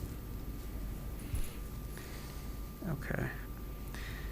So I'm sorry to harp on it. I just don't understand this minimum class rank percentile based on the new legislation. So is the Board of Regents going to pick a percentile, 25%, and you're either above or below that line? So me as a parent, I can't then, can I drill down and say, okay, I'm above the 25th percentile. Am I the top 10%, 5%? Can I get that information? No. So yeah, so the GPA distribution bar that I shared from the one that Glassmer uses will really give you a sense of that. Yeah. Mm-hmm. So it won't give you like exactly like my kids in the top 20. Yeah, I'm not asking for It's gonna- exact. That's what I was just trying to. So do the that's gonna. ranges. So that will. You can provide that to parents as well. So that can be provided along with the percentile. Because it's a Likert, scale light. Right. So you could figure it out. Yep. If you're 22 Right. or 23, you may not. Yeah, be able yeah, to, yeah. but you'll know you're 22. You know. Yep. And can that distribution graph be presented upon request to parents and? Yeah. That should be part of the proposal. Yes. Yeah. That's just about done. I mean, I could share that with you tomorrow if you wanted to just see, what it looks like. But it would look very similar to the one that you have from that Jen shared from Glastonbury. Okay. And did we talk about 4.0? Was that part of the motion? Would you like it to be? I Or should we table that one? All right. Oh, we were going to celebrate everyone 4.0 and higher. Yeah, at graduation? I would like that. Yeah, okay.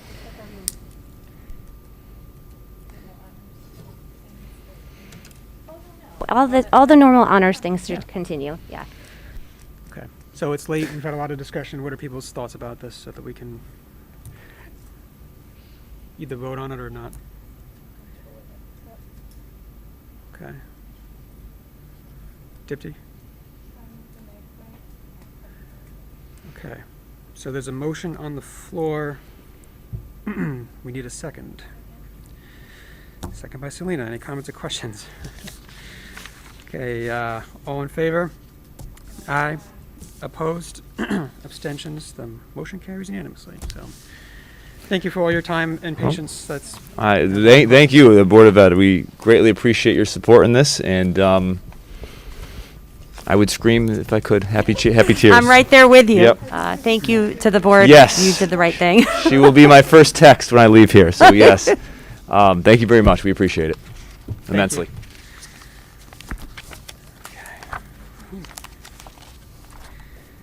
all right. Item I, school committee update regarding CMS.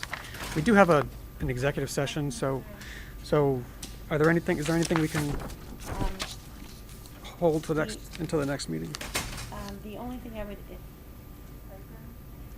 we have to do the stipend. The school committee update, we have a meeting, we could update. Okay, so- It's very quick, if you want to know what's going on. 10 seconds. Yes. Quickly. Selena, 10 seconds. I sent it to you in an email. CSG got the. Oh, okay. I haven't seen the email yet. Yeah. So, okay. And it was the Friday update. Oh, They okay. got the award. We need to meet with them, start meeting with them, and put out a report for an RFP for an architect. That's pretty much it. And then we could fill you in more next time. Okay. Stipend approval, reference I. Is there a motion to approve? Motion by Catherine, second by Dipty. Comments or questions? Hearing none. All in favor? Aye. Opposed, abstentions, the motion carries unanimously. Human Resources, Personnel Activity, any comments? We talked about that a little bit, reference J. Any questions? No. Principal Reports, K, L, M, and N, any questions? I have one question. Sure. Some of the kids from students who had withdrawn from school, is that because they moved or were they being homeschooled or? Both. We have about close to 20, maybe 17 that are being homeschooled, and then others are movement. Okay, policies. We have 3 policies on the agenda for a first read, so there's no action on them. So we can discuss them at the next meeting. I just want to make a note on the transgender and gender nonconforming youth policy. The policy committee did vote to advance that to the full board, with the reservation that the people wanted to read that more thoroughly and get everybody's input on that. But the committee felt it was important to vote on it just to continue to move it forward so that it didn't get stuck at the committee level. So if there's any questions or comments to that, you can certainly discuss those at the next meeting. Any questions or comments on those as we sit here today? Nope. Okay. Yes, but they may not be voted on if people still have input on them. Okay, board committee reports. The policy committee is attached as reference R. That's from the prior year. Any questions on that? Topics for future agendas. No new items. Comments, announcements, and updates from board members and administrators. Any administrators care to comment? No? Okay. Alessandra? Lori? Dr. Macri? Selena? Jen? Dipti? Catherine? Okay, so we do have an executive session. So is there a motion to go into executive session for the purpose of discussion of agreement between the Cromwell Board of Education and the Municipal Employees Union for the July 2021 to the June 30th, it should say, 2025 contract? Motion by Jen. Is there a second? Is there a second? Second by Selena. Comments or questions? Hearing none. Okay. All in favor? Aye. Opposed? Abstentions? The motion carries unanimously. We'll go into executive session at 9:56. Okay, so we'll invite